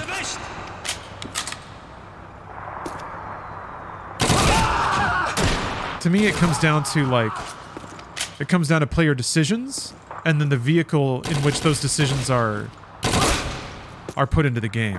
So it's like player decides something and then they act on that decision with their controls, with whatever verbs and actions they're allowed to demonstrate. We got docks again, huh? The problem that a lot of games fell into at the Call of Duty 2 times is that there was never any decision to make. There's never any weighted decision in the gameplay ever. There's always only one thing to do. So that doing it is fun, but there's never a decision to be made. So I think games like that work very well as like decompression entertainment, but they don't work very well as interesting video games. But that's not something that people always want, especially after they've been working all day. Looks like we're in for a bloody hard fight, lad. There's our guy. Back quickly, pilot. Yes, sir. Davis, McGregor, get in the Bren carrier. Move. Different parts of the brain. Yeah, and it's proven. Well, I should be careful about claiming that it's proven science. It might be like folklorish pseudoscience, but it makes sense to me because I've lived it that the brain's ability and willingness to make decisions gets depleted. And that's usually what work is. Work is making a lot of complicated and weighted decisions and then acting on them. And by the end of the day, you're kind of done making decisions, which is why it's so difficult to pick something to eat for dinner and something to watch on the internet. Which is why I think recommendation algorithms have become such a thing. Because the AI chooses for us, and we hope it chooses right. Because we don't want to have to invest a lot of energy and time into sifting through hundreds of thousands of videos. Whereas, I don't know if we weren't working all day, it probably wouldn't seem that daunting. Anyway, that's why it makes sense to me that there's correctly a place for games that take the complicated decision-making out and are just kind of about the activity. At that point, it's almost like doing a jigsaw puzzle, you know? Doing a jigsaw puzzle is not an interesting puzzle. It's just finding the right pieces and putting them together, but putting them together feels kind of good, and it feels good to like manipulate things with your hands. Probably could have picked a better word for that. But that's kind of how I see it. Or like building models, people that whittle or sculpt. So yeah, it's cool that games can take that place too. Minefields. Whoa. We're heading back to defend a small town that sits upon a choke point in the enemy's minefields. These minefields stretch for miles across the desert, preventing us from launching a full-scale assault against the Africa Corps. Captain Price says we've got the Jerrys outnumbered, but without enough safe passages through the minefields for our tanks to get through, that numerical advantage is useless. Also, hey Steve, what's up? The crowd's already here. Oh, It's gonna be close. yeah, I wanted to follow up on those DMs. Yeah, I'm hoping to go to SGDQ.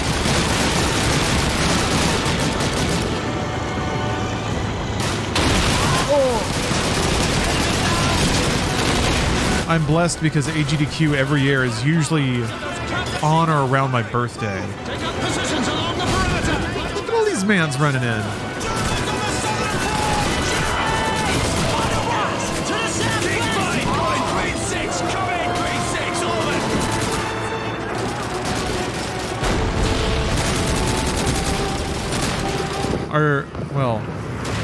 guess we can.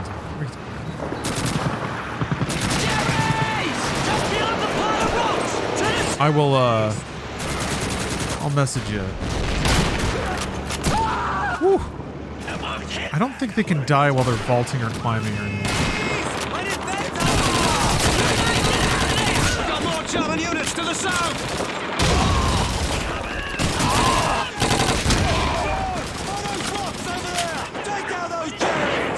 Yeah, the graphics look really good. The smoke has had such prominent placement in nearly all these missions, but it's used to good effect. And it doesn't really stand out, which is good. It's not everywhere, but it's a pretty prominent visual in most of the levels so far. Ow. Man. Oh, there you are. King 5 to grade 6! Are you there, grade 6? Rollers! Behind those rocks! Up front!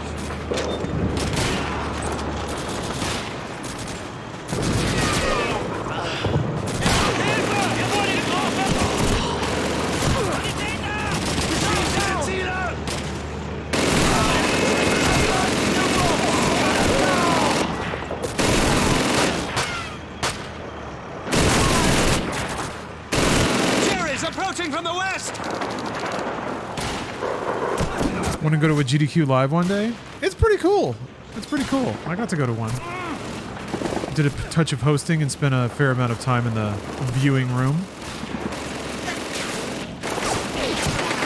Like most live events, the best seat in the house is pretty much at home. You get such a clean view of everything that's going on and the best audio and everything, but still really fun to be there.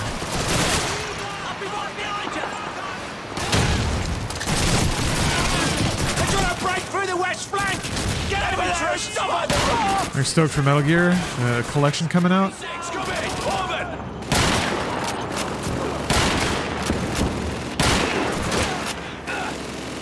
Yeah, I hope it's just not messed up. I don't know. I feel like Konami might mess it up. I mean, that's not going to remove the games from existence, so whatever. But it would be really nice to have a civilized place to play them all in one bundle. I've been meaning to set up a PC Engine emulator, though. Well, wait a minute. No, it was MSX. That's right. Just beyond the pile of rocks! Southwest! Man down! Right those rocks over there! To the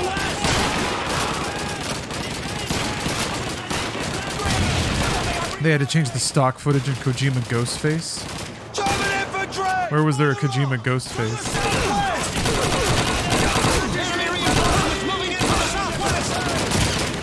I can see that though, the stock footage in Metal Gear Solid. Oh, okay. I remember the stock footage. It was pretty cool seeing stock footage in a PlayStation game sometimes. Made it feel more real.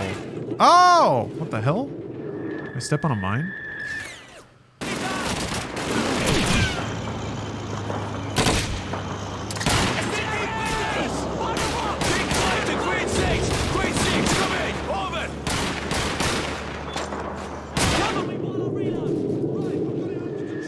Yeah, I think I'm not supposed to. I think I'm not supposed to run out there.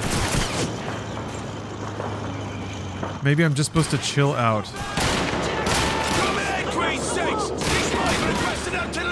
They had quotes in the early COD games. Oh yeah, that's been a thing since the very first game. It's pretty fun to see how many traits the very first Call of Duty had that are still around. I think it's cool that the campaigns, at least, as an experience, philosophically have largely been the same. They've experimented a lot within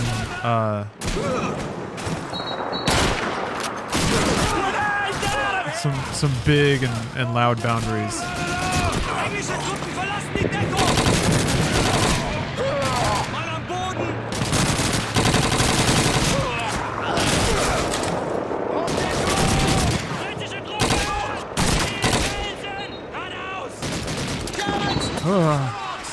It's really weird when they started just inventing fake quotes from nobody in the later games. They do that. That's dumb. German troops! By the 88! Take out those Jerrys!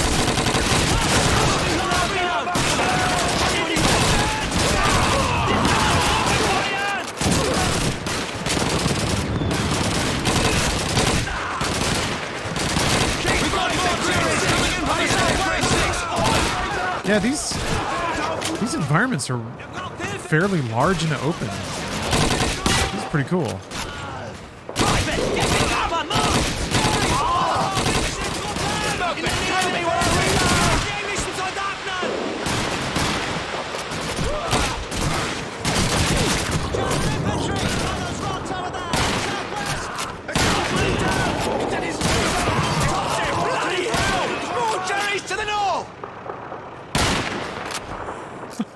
That's so many.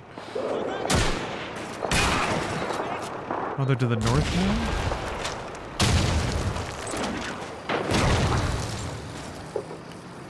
Oh yeah, look at that. Let's go. Wish I could stay for more COD, but I got plans to get inebriated later. Play Mario Wonder with some friends. That sounds like an amazing evening. Hope you have a great time. I did not go the right way.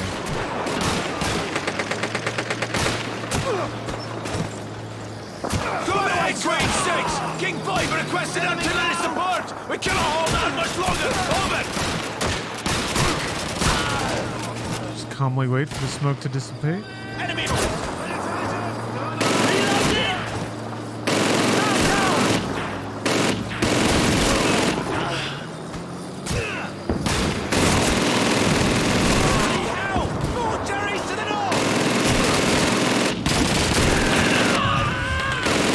Gosh, that's awesome.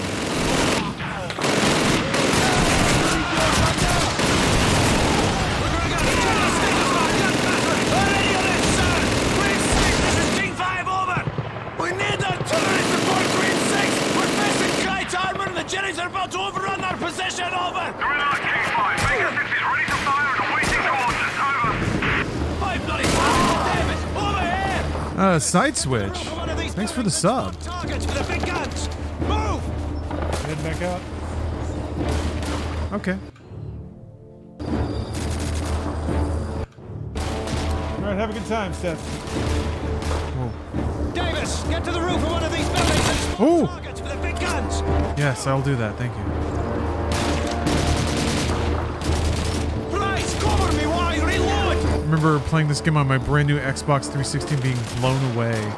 Yeah, I could see how this is a pretty formative experience. I mean, it was impressive on PC, I remember. I remember it not running so hot on Xbox, but people being largely okay with that.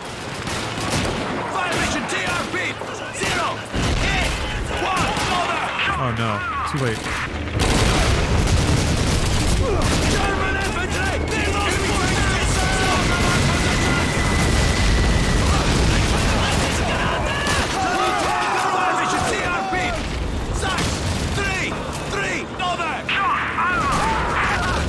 Oh yeah, pee pee poo poo. You bet your ass I'm gaming tonight.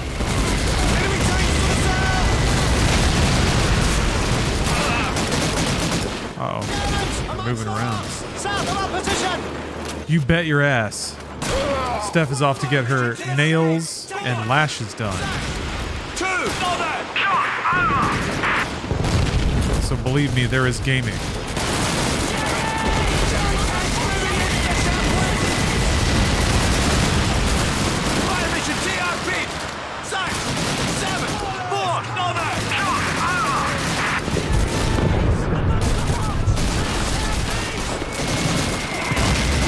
Stopping on the other side of the sand dune?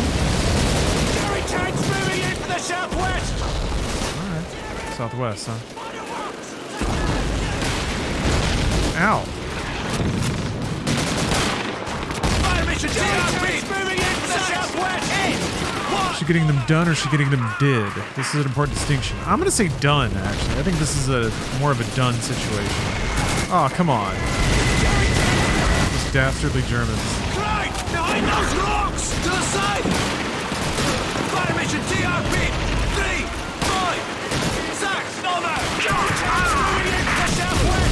I love how their entire bodies like tilt when they run down a hill. That's the best.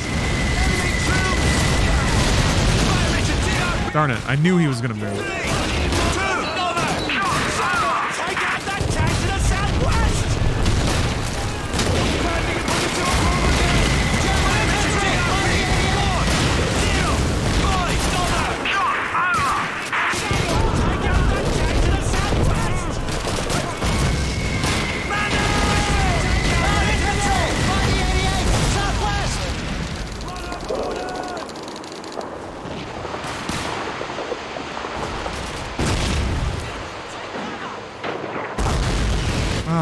Interesting, Zane.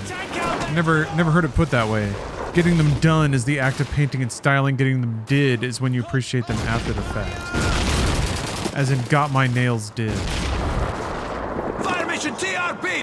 5, 8, 7, over!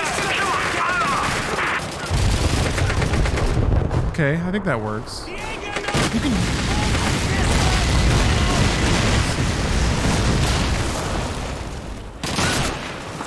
TRP! 4, 8, 1, over! Oh, come on. Jenny! Cowards. Open fire!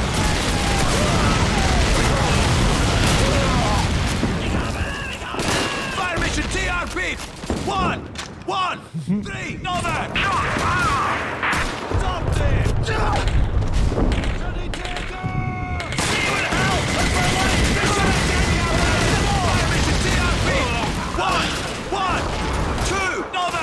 Gonna stay long enough? No! Yeah, they time it out pretty perfectly.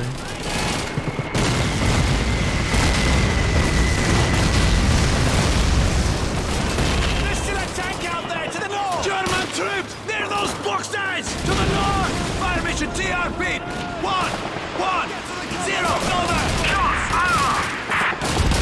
They're calling in these calling in these artillery strikes, all this fire and explosions.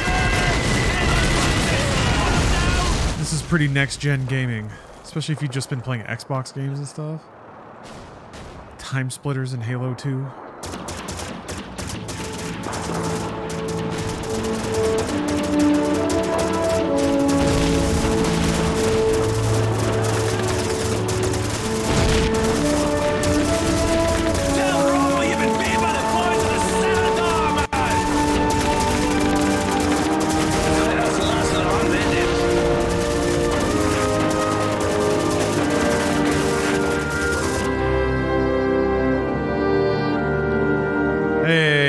How about that, CD Media?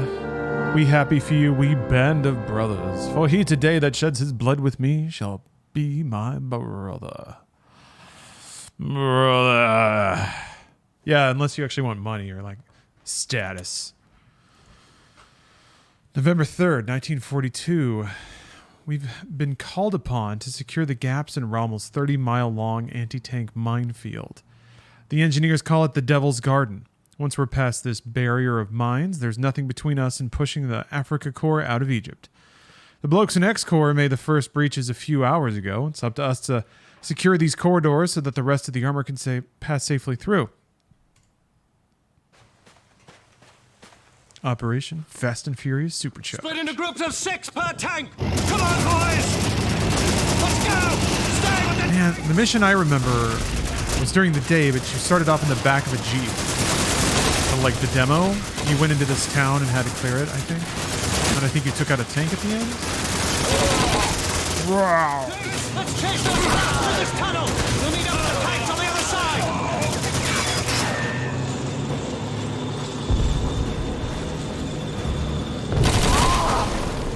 Mal am Boden!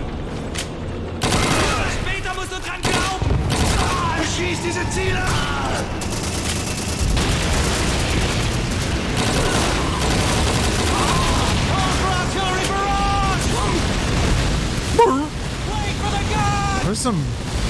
There's some pretty fun death rattles in this game.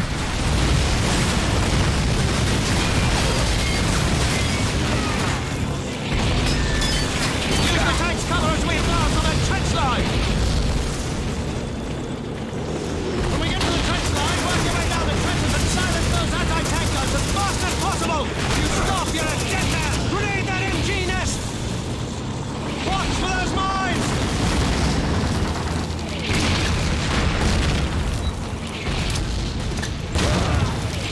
I guess they're still using mines as stage boundaries.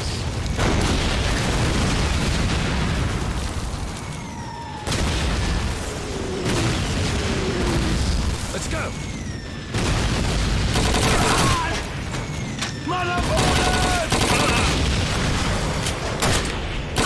Also, no reticle when you're just running and gunning. So you can hip fire and it's cinematic. I wonder why they weren't using those.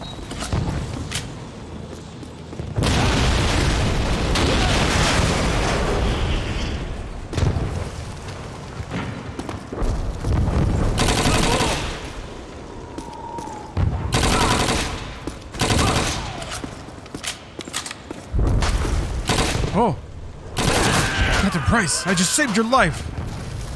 God, we're tight bros now. We're band of brothers. Let's go. Did we just band of brothers? I think we did.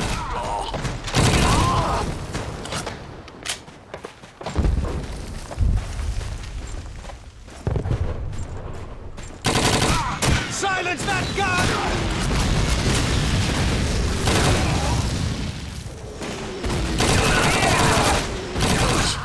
Jesus Christ. Awesome.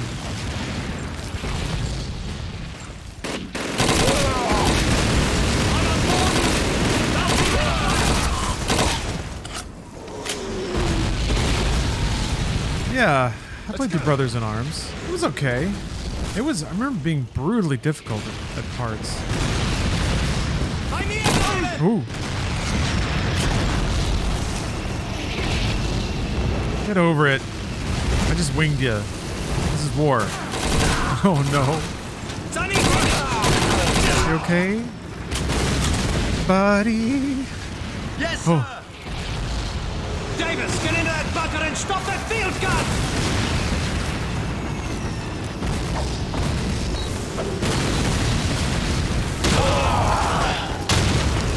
That's fun. Down, on me! I'll be right behind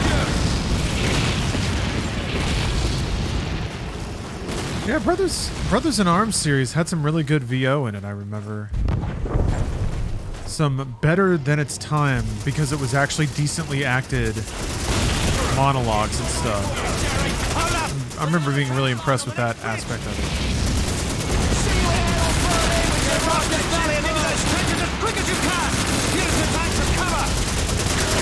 That's what we're doing.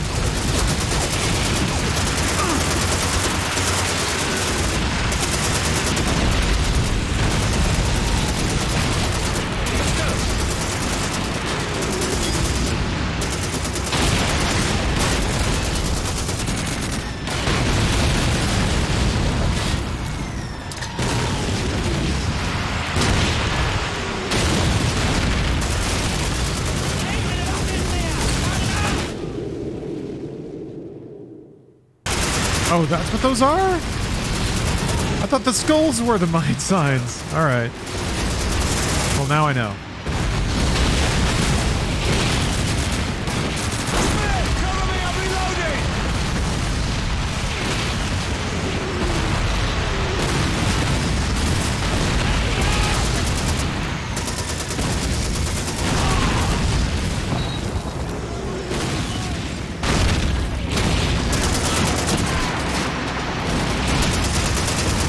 Clonzo.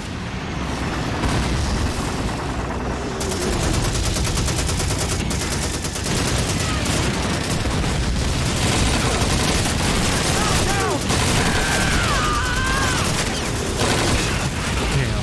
Good death scream there. We do it for the shrieking Nazis. That's why we do it.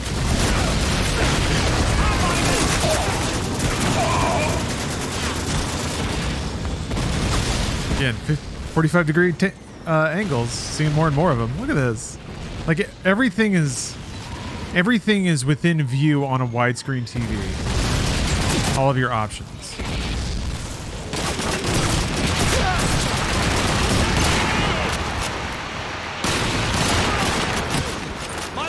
Did you just make me bleed? Eliminate that anti-tank position!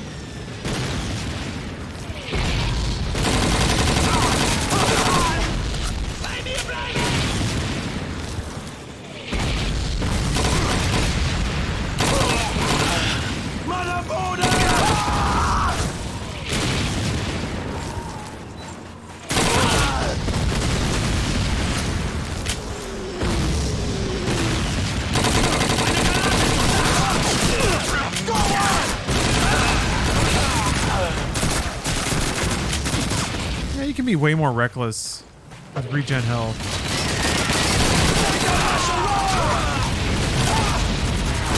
And again, it is the beginning of the game. Can't get too ahead of myself. We gotta clear out these barracks! Cover me while I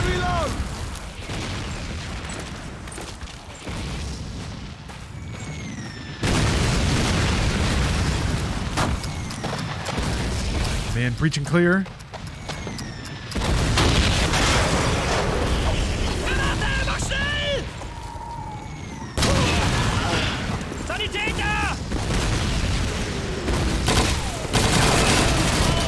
Okay, I'm with you.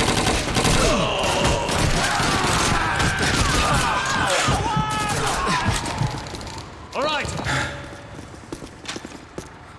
Price saved me. All right, Price. Now we're square.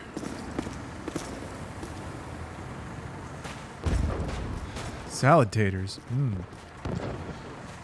You don't have an over-the-top blood mod that you got installed without your consent when you tried to join a random MP server? This isn't the real COD 2 experience. Those buildings are around bullets on floor! Open fire!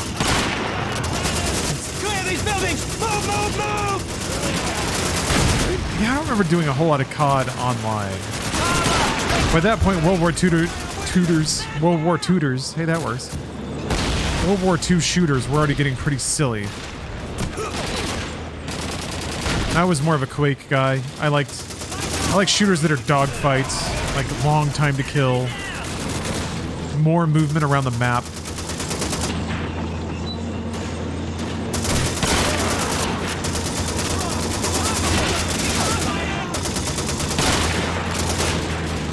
But this experience ended up being way more compatible with controllers. I think it's another one of those things they managed to distill a multiplayer experience into one that requires very little decision making.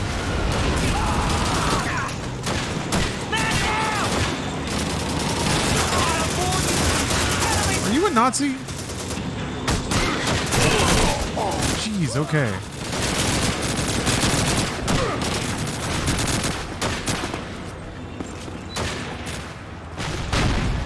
I once joined an MP server and it replaced my main menu with their shitty clan-specific menu that had their servers on the front page and hid the server browser.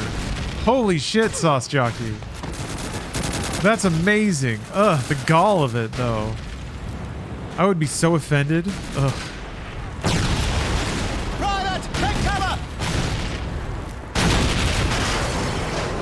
I've always been confused by that. Why would you, like, try and force people into playing on your server? You're only gonna get the people who can't figure out how to change it. Watch out! I'm throwing grenade! Is that what we want? Have I not captured this yet? Man, one holdout, huh? Man down! Maybe not?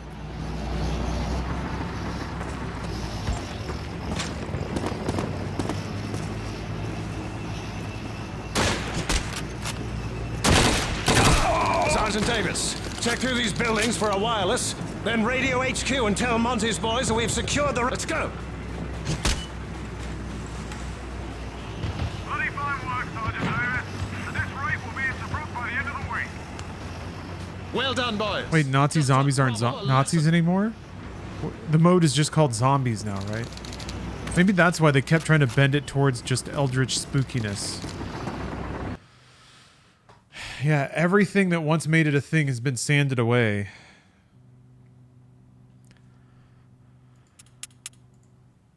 November 6, 1942. After months of retreating, we've finally beaten General Rommel and his Afrika Korps at El Alamein.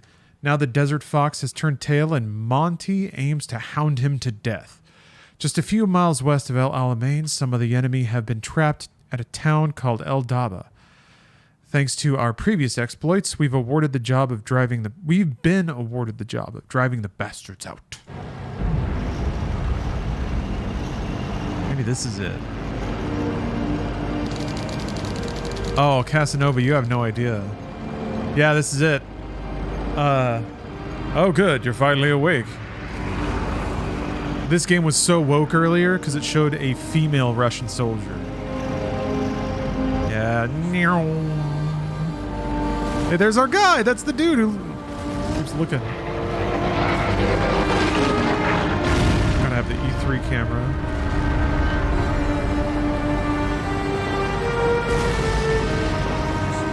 Ran out of mouse pad.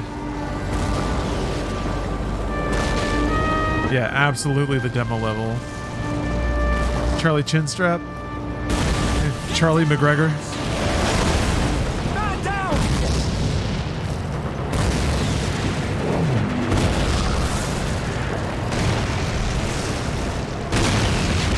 Yeah, women are bad at war because they don't like the sight of blood. Seeing blood and human guts and stuff makes women upset. Remember that. They're delicate flowers. I just remember one of the most infamous dumb fuck things of all time is somebody saying that women can't fight wars because they can't stand the sight of blood. And I'm just like, wow. Someday somebody's going to tell you what a period is and your mind is going to rupture. Actually, that seems like the kind of person that just rejects that info. I'm just like, nope, I do not see it. Yeah, this is absolutely the demo level. How sick is this? Yeah, there was the guy who came into my GameStop and played this all the time. He was nice enough, but he was weird.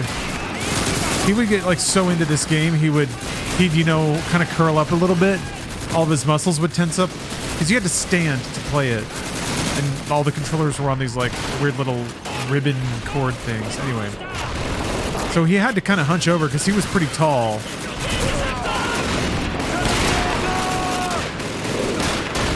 Oh man, hell of a plank from the Nazi over there. So he already kind of had to hunch over, and then he would get so into it that he'd shrimp up even more. And then he would start like moving and reacting. And then he'd start making noises. He would start making weird vocalizations. He would like chirp and grunt. This is kind of what it made me feel like.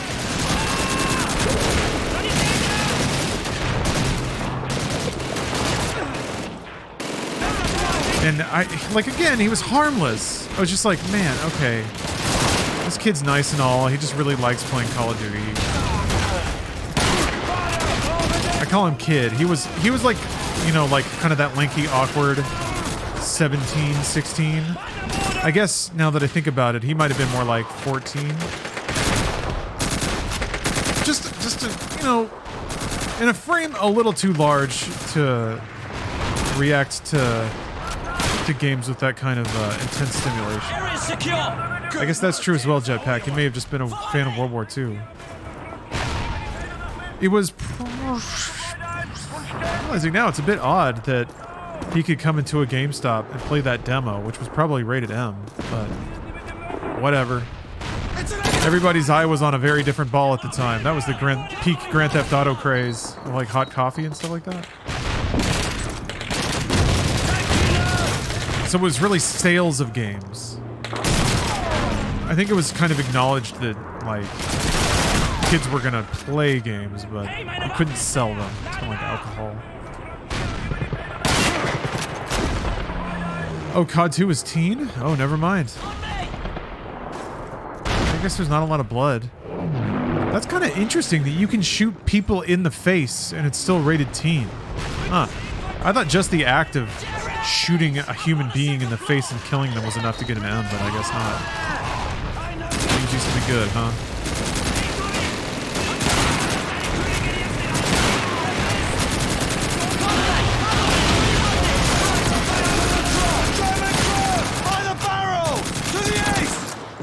Killing Nazis lowers the rating? There might be something to that. It's like Nazis or invading space aliens. Enemies that are sufficiently dehumanized.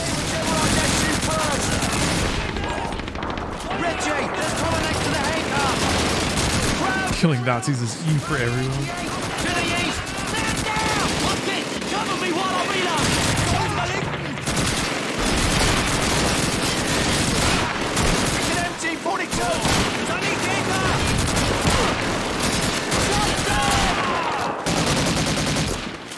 T, minimal blood. M, intense blood and gore, apparently. Okay, yeah, there is minimal blood.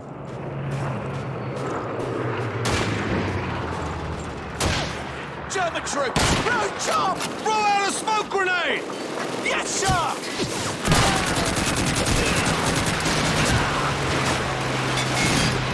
Far through the bloody smoke cloud! English are talking enemy infantry! Let's do a war over there! Take that road, Jerry! Move up to the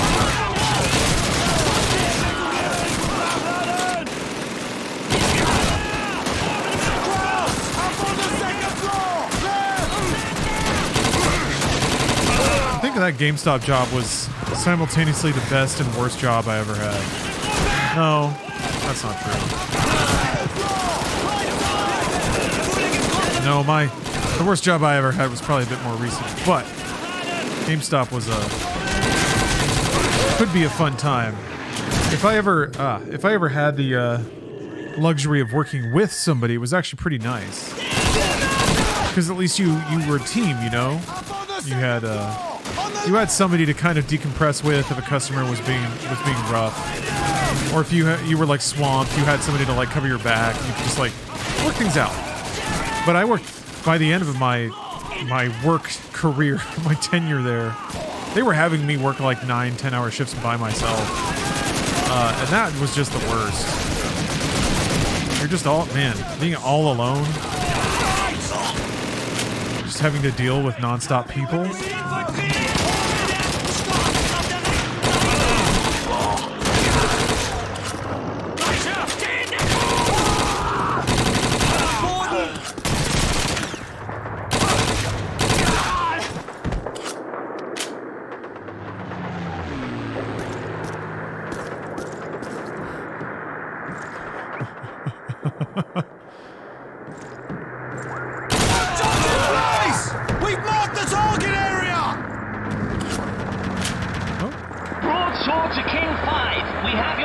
Yeah. Commencing attack. Did anyone ever interrogate you to prove your gamer credentials? No, because I was a white dude. And honestly, nobody cared.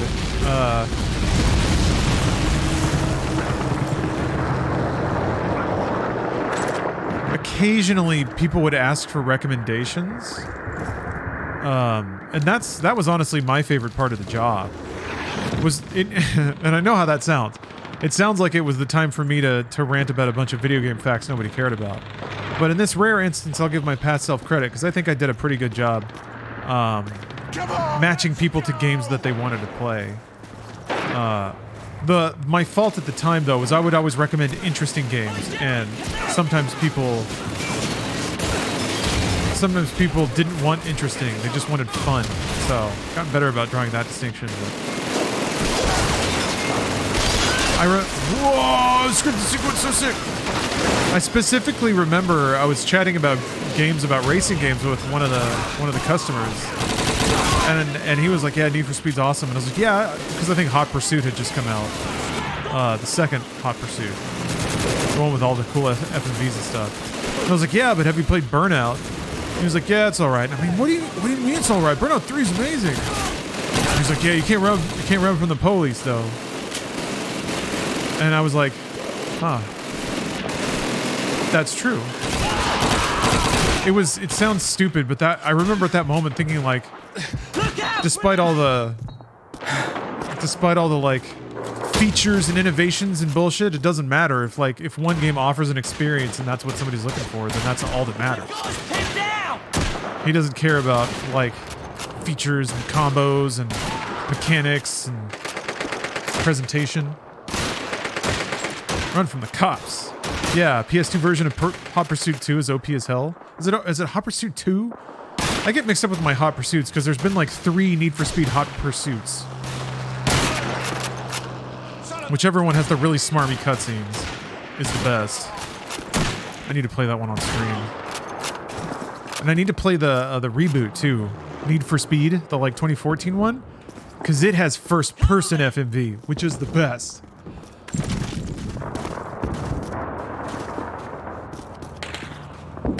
Only Criterion and Remedy are brave enough to do FMV.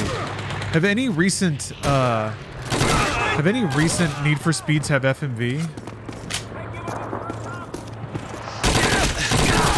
Did Heat? Heat had a story mode, right?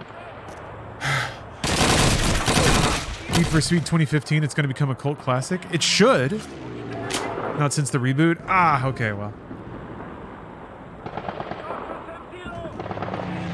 I remember, what was the one after Need for Speed? I remember playing that for like 5 hours. I remember walking up to a house that blew up and flung me backwards in slow motion, and I was like, alright, this is awesome. Stick with me! Regroup on the docks! Let's go! Let's go!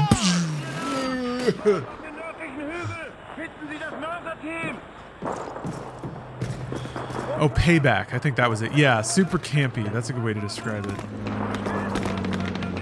Battlefield Hardline was real fun in that regard. Yeah, Dying Panda, Battlefield Hardline. Yeah, hey, same shit, right? These like pseudo Michael Mann, like cocained out Michael Mann police crime thrillers.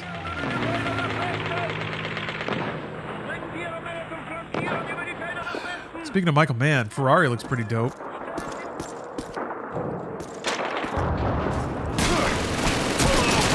Michael Mann made a whole movie about fast cars. We are blessed.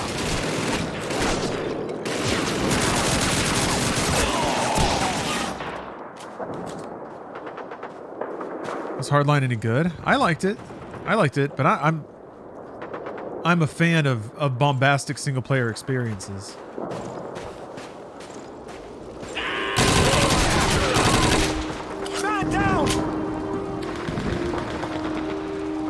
Yeah, Bill. Despite all the TV shows about cops and police dramas, you don't get a lot of games about it, which is kind of a bummer. It feels like a really good vehicle.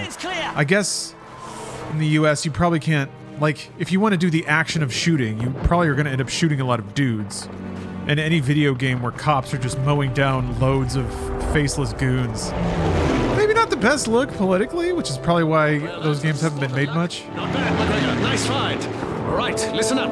We're finished. Yeah, propaganda. I feel like games like that would still probably sell pretty well, but you'd have a bunch of bloggers and social media lights reeing real hard about it. But I agree. I think there's room for way more cop dramas. I guess really the way we see it now is a military drama. It's the U.S. military that's always the good guys fighting the bad guys. It can't be like the NYPD fighting a serial bomber. Wouldn't that be cool though? If the opposition disarms, well and good. If it refuses to disarm, we shall disarm it ourselves. Yes. Always correct Joseph Stalin. Yeah, RoboCop is a really good development.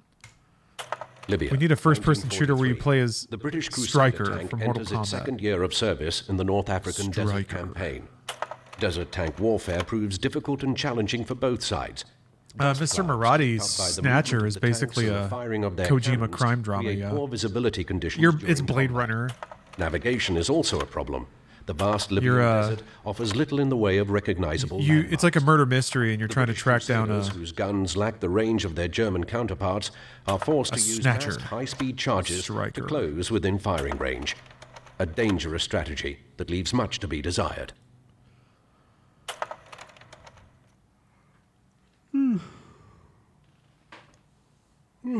January 14th, 1943. We've had to learn a whole new kind of tank warfare out here in the desert. The Jerry's have superior firepower, but they can't outmaneuver us. Our main tactic is to close fast using our superior speed, then engage them at close range, where our guns are just as effective as theirs. Once a battlefield is cloaked in dust and smoke, survival comes down to the skill of each crew and a healthy dose of luck. Pay attention now. Jerry's just over the next ridge ahead of us. We got a tank mission, huh? Red's outraged us, so I'll have to close in wait formation and hit him. Ah, sick. When we get close, circle around the bastards and hit him. Man, they were doing vehicle missions already, huh? Finest Hour had a few. This already feels way better. I mean, widescreen helps a ton.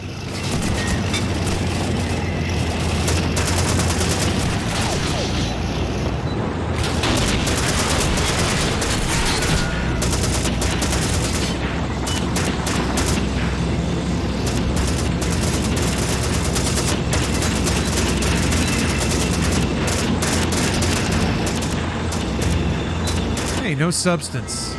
Thanks for the sub. Yeah, Much love from Brandon P. and Maribel O. Good news is I'm project lead on an awesome game in pre-production. Congratulations. I'm doing the Lord's work, putting more games into the world. Thank you in advance for your hard work. I'm looking forward to it. And thank you for the sub. Cyber Swine. Sorry, I just thought of another cop procedural game. There's an X-Files game. Deadly Premonition. Kind of a Fed, sort of. There's a lot of NCIS games. What? Why? That was weird. Sir, we should follow the lead tank. Follow that tank, sir. Taking fire here.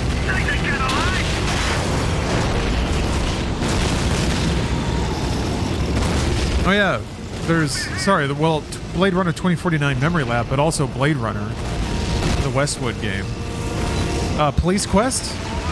There were like a handful of Police Quest games.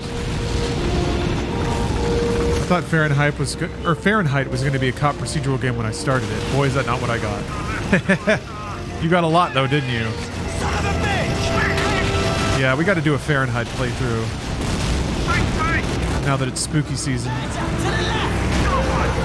LA Noire, yeah. We're on target!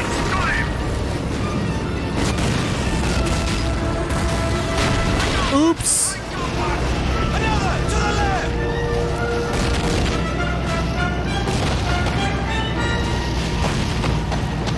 Got him!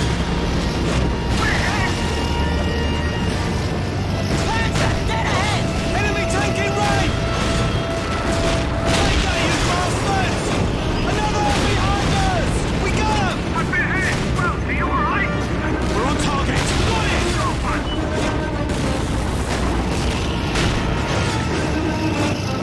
Oh, the Nightmare Before Christmas game by Capcom. No, what is that? Is that like a platformer? Nightmare Before DLC straight up. Nightmare Before DMC. Oh, okay. When did that come out? We hit, but it didn't penetrate! Ready to fire! I'll see you bastards in hell! Good shooting! That does sound amazing. 2008-ish.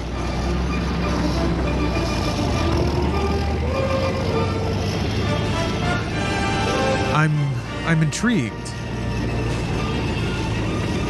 Oh, Police Quest evolved into SWAT. That's right. Follow that tank, sir!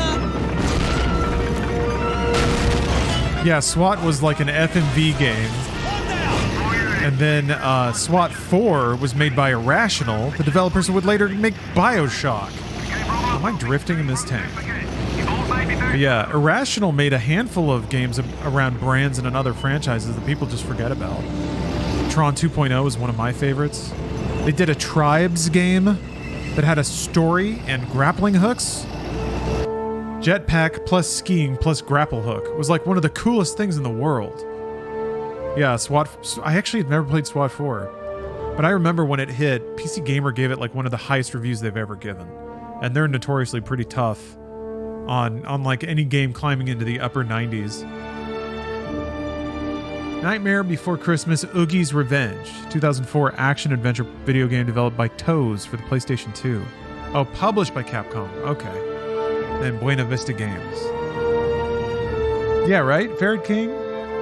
Yeah, Tribes was kind of a... Tribes Vengeance. Kind of a whimper.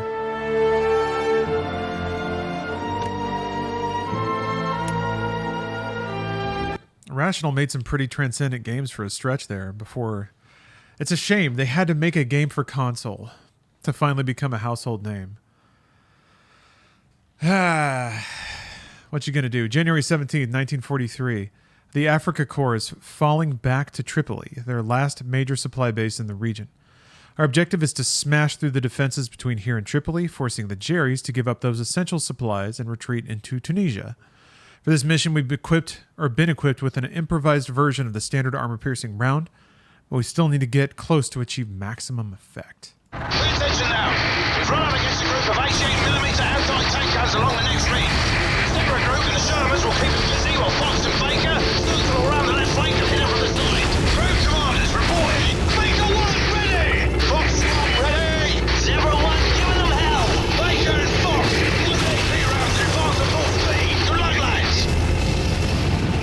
guess having combat arenas like this too is also flexing on how open they can make the environments. Shadows and everything. Yeah, this is pretty hot stuff. I can remember how exciting this was at the time. Just how slick. Everything's done really well. It's super confident. And all the games leading up to this, when you would have mini games and different modes and stuff, it'd be janky as hell, but you'd be happy it was just in the game. I feel like starting with Duke Nukem 3D, you started to have those first-person shooters that would vary it up a lot and have a lot of like differently themed levels or mini games. I mean, it was always jank as hell, but you were just happy for the variety. This is the first one that cycles. Oh, not the first.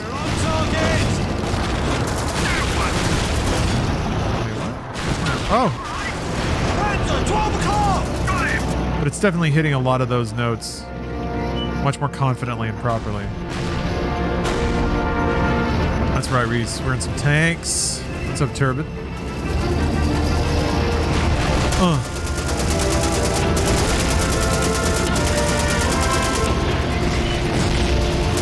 Tanks for the duty. That nearby slit trench, there might be crowd put 80 rockets in there.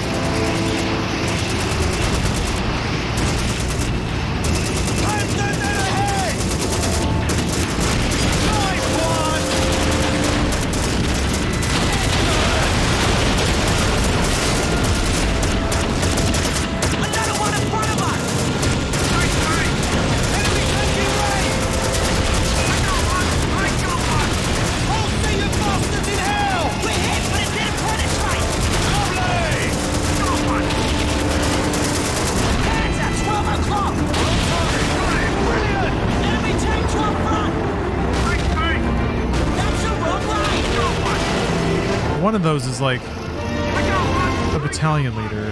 The other are things I need to shoot. Another trench! Watch for 80 rockets! Medal of Honor Frontline on the Xbox got you into history in 2002?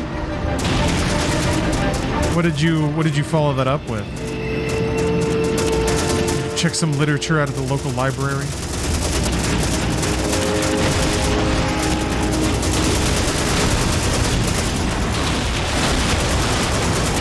Whoa! Sick drift. You know what? You gotta give him credit. Last thing you're gonna do right before you meet God is a sick drift. Drift tech. You were 7 in 2002? Do you think that they don't give library cards to 7-year-olds? 7 is the peak time to go to the library and check out some literature about history.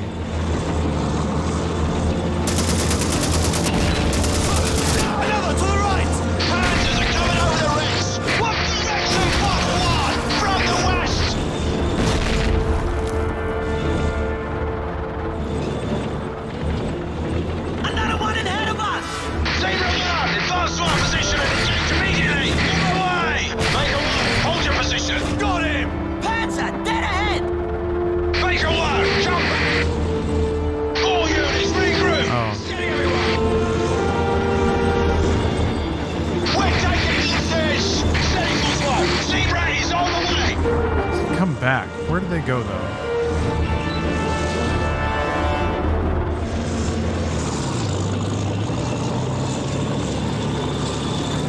Hands into our rear! You can probably push the power cell through the fence into the charging station behind me. Let me see if I can get out of the way.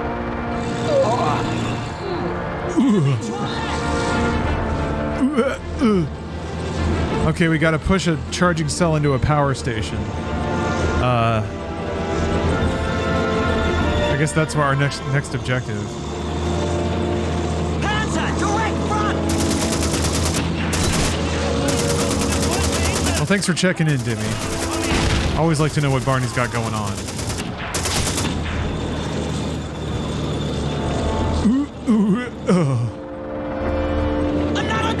Name one character that suffered more than Barney from the Half-Life series. Now, the Half-Life series would be another fun series to play through. Maybe just the Valve the Valve universe of games. We've been hit! Take that, you bastards! Oh, the Vortigaunt? Yeah, actually, maybe.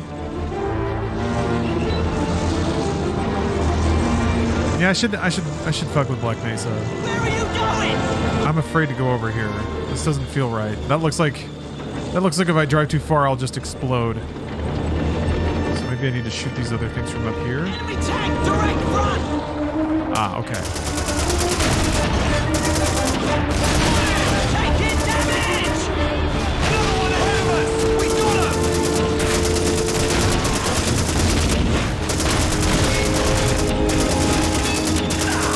Brilliant!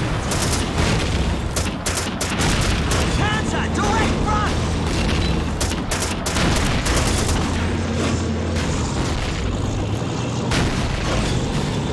I've got him in my sights! We've been hit!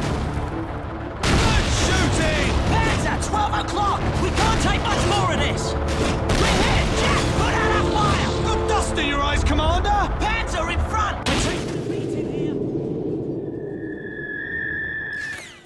Enemy on the right! Panzers are coming over the ridge! What the Did not think that last one was gonna hit. from the west?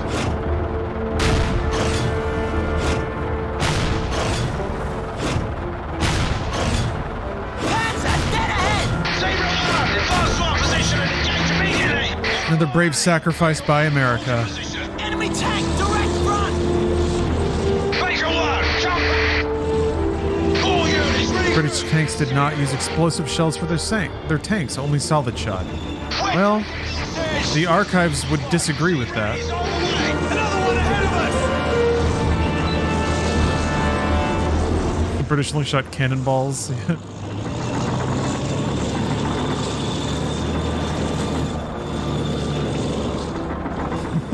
Panzer, direct front!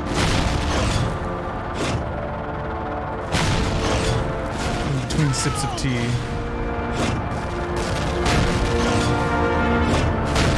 Don't you dare blow me up, though. There we go. Another direct front!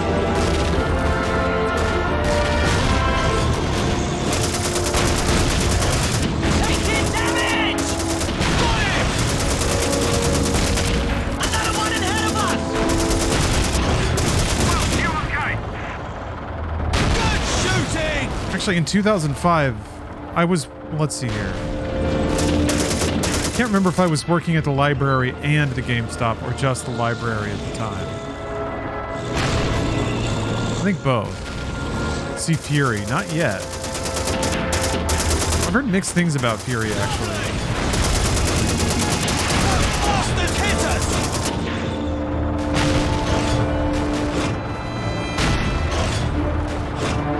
Got him! We got him! Yeah, I don't know that I quite trust David Ayer's directing, but Panzer in front! We've been hit! what have I got to lose? Nice one! Great, you alright? I've certainly wasted time on worse films. Targets! Excellent work, gentlemen! Assume defense positions and round up the pistols! I liked End of Watch all right. That was pretty good.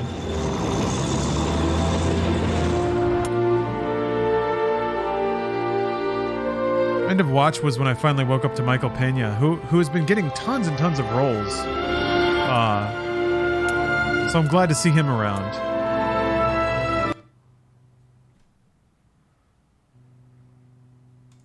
All downhill after this game, best COD. But Call of Duty Ghosts is in the future. Africa Corps into the Mareth Line, a 22-mile stretch of defenses in eastern Tunisia. Having lost their main supply base in Libya in January of 1943, the Africa Corps prepares to hold their ground on two sides, as they are now trapped between the American forces to their west and the British Commonwealth forces to the east. Despite these advantages, the Allies must proceed with caution, for the local terrain favors the defenders. Is it time for Tunisia? Tunisia. March 10th, 1943. We've had little to do for the past few days, holding our positions in the town of Tujan and waiting for the rest of the division to catch up. For whatever reason, it looks as though the Jerrys have packed up and left in a hurry, leaving behind working machine guns, some fuel, and ammunition. The situation must be getting quite desperate for them to abandon material like that.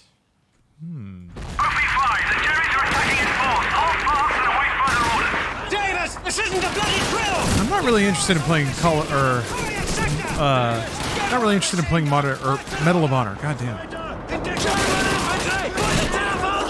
It doesn't seem as ridiculous as COD, and that's why I'm here. Also hasn't been as overproduced.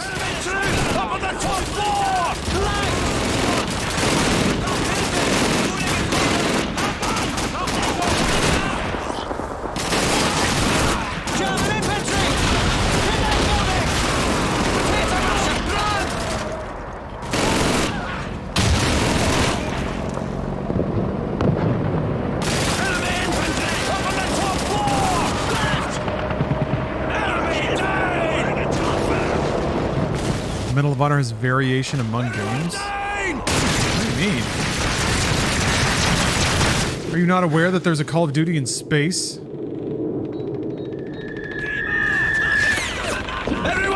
my knowledge, there's never been a space Medal of Honor.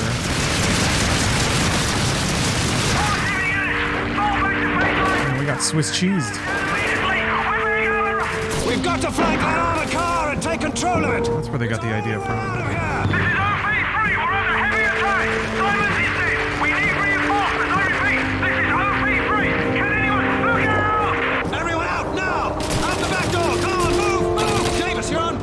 Let's go and frank that bastard!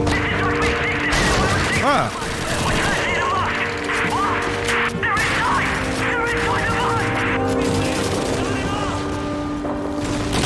Oh, you mean like variation in game mechanics? Or like the actual game feel? Also, that makes sense.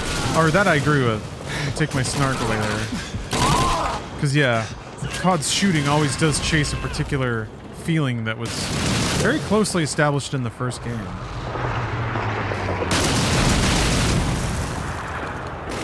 Medal of Honor Airborne is literally in the sky. All of it?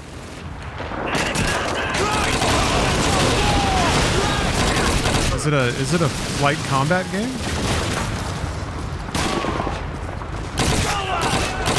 Yeah, they put a lot of eggs into Warfighter, huh? After Modern Warfare, they wanted it to be their like reinvention of. That's the thing, it's always been kind of chasing trends versus COD that monetizes them extensively.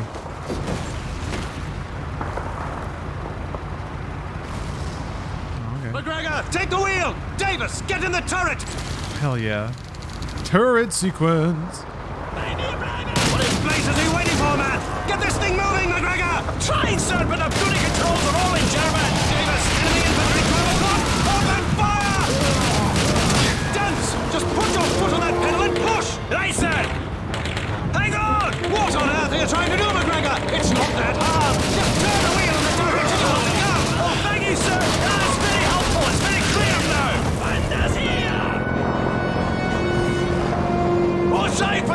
Warfighter has a lot of cool mechanics that should get reused elsewhere. The Fireteam Buddy system in MP was really neat.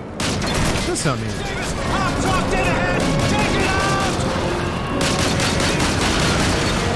Not bad, Sergeant.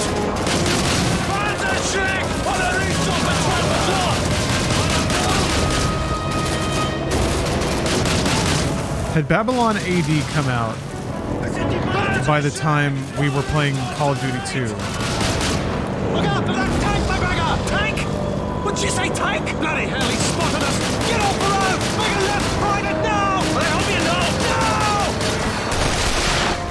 No!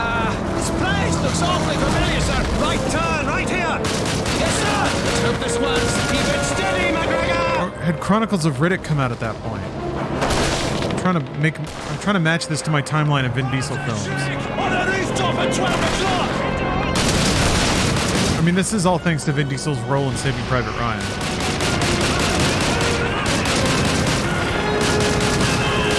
Bloody hell, it's still nice one, Mick! Well, get it started! Davis, hit that tank in the rear!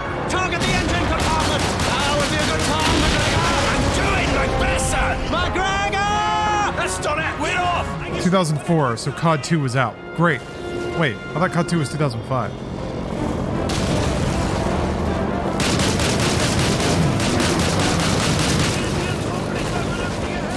It's a dead end! Turn it around! Come on! Davis, keep the crouch off of us!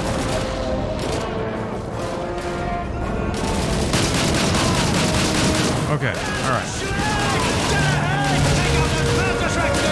Take them out, or we're finished! Panzer Schlag! Dead ahead!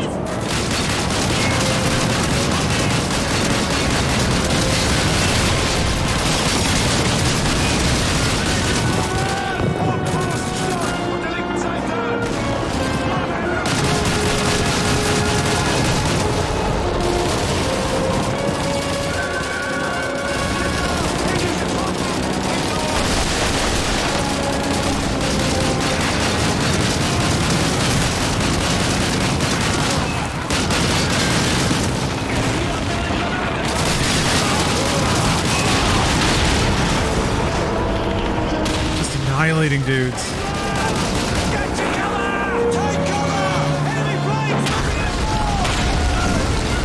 You have the gun that can shoot everything.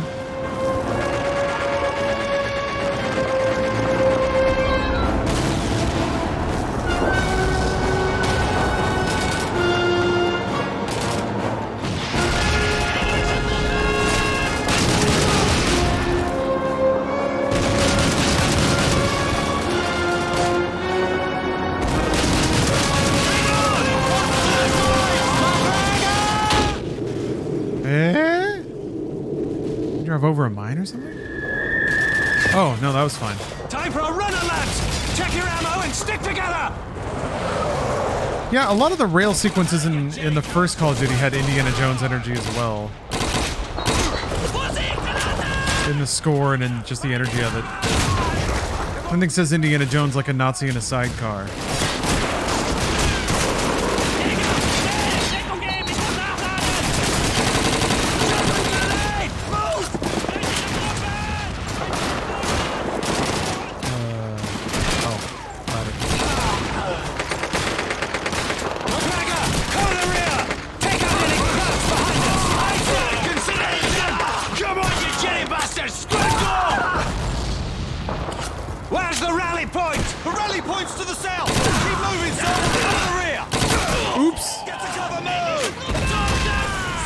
Oh no. Keep pushing towards the rally point. Come on! I was curious if I could just blitz it.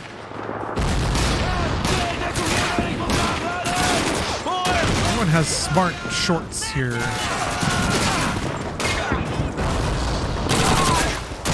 Ready for safari. We're totally outnumbered! We're bloody dead if we stay here! Smoke to the north! They've broken through our rear guard! We've got to get back and help our boys out! It's too late, McGregor! We've got to reach that rally point! Davis, let's go! The Jerry's are closing in from behind! I'll teach those bastards a lesson! Forget it, McGregor! Oh. The rally point's just up ahead! We'll get pinned down if we stay here! Keep moving!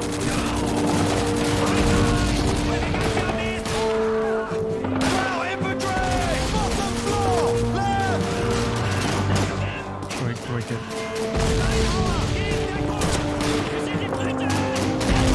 Let's head for the brigade. Oh, okay. Boys. We'll be back for this town. Well, I don't think Uncharted 4 is on PC, right? It's just the Nathan Drake collection. The man does his best. What else is there? I agree, General Patton. I think actually that'll be my best for today. I'm gonna wrap it up there. I'm feeling a little mellow. Been streaming a lot lately. There's been a lot of good releases, so I'm gonna go. I feel like just chilling. And this is still pretty chilling. Don't get it. Don't mistake me, but feels like a chill day. I'll definitely be back tomorrow. I think. Definitely, I think. Lots more video games to do. Before Alan Wake 2 comes out, I want to get through American Nightmare and Control. And then there's a lot of spooky games I want to play. So we'll see. A lot of fun stuff to do. I want to get through. I got to play at least a horror FMV game, and then I got to pick up Splatterhouse because it's got boobs in it. So yeah, I really appreciate everybody watching. I had a good day today. I don't know, my brain's just like, it's not there. I guess that's perfect Call of Duty energy, but yeah, whatever. All right, have a great rest of your weekend, everybody, and I'll catch you next time. Thanks for watching.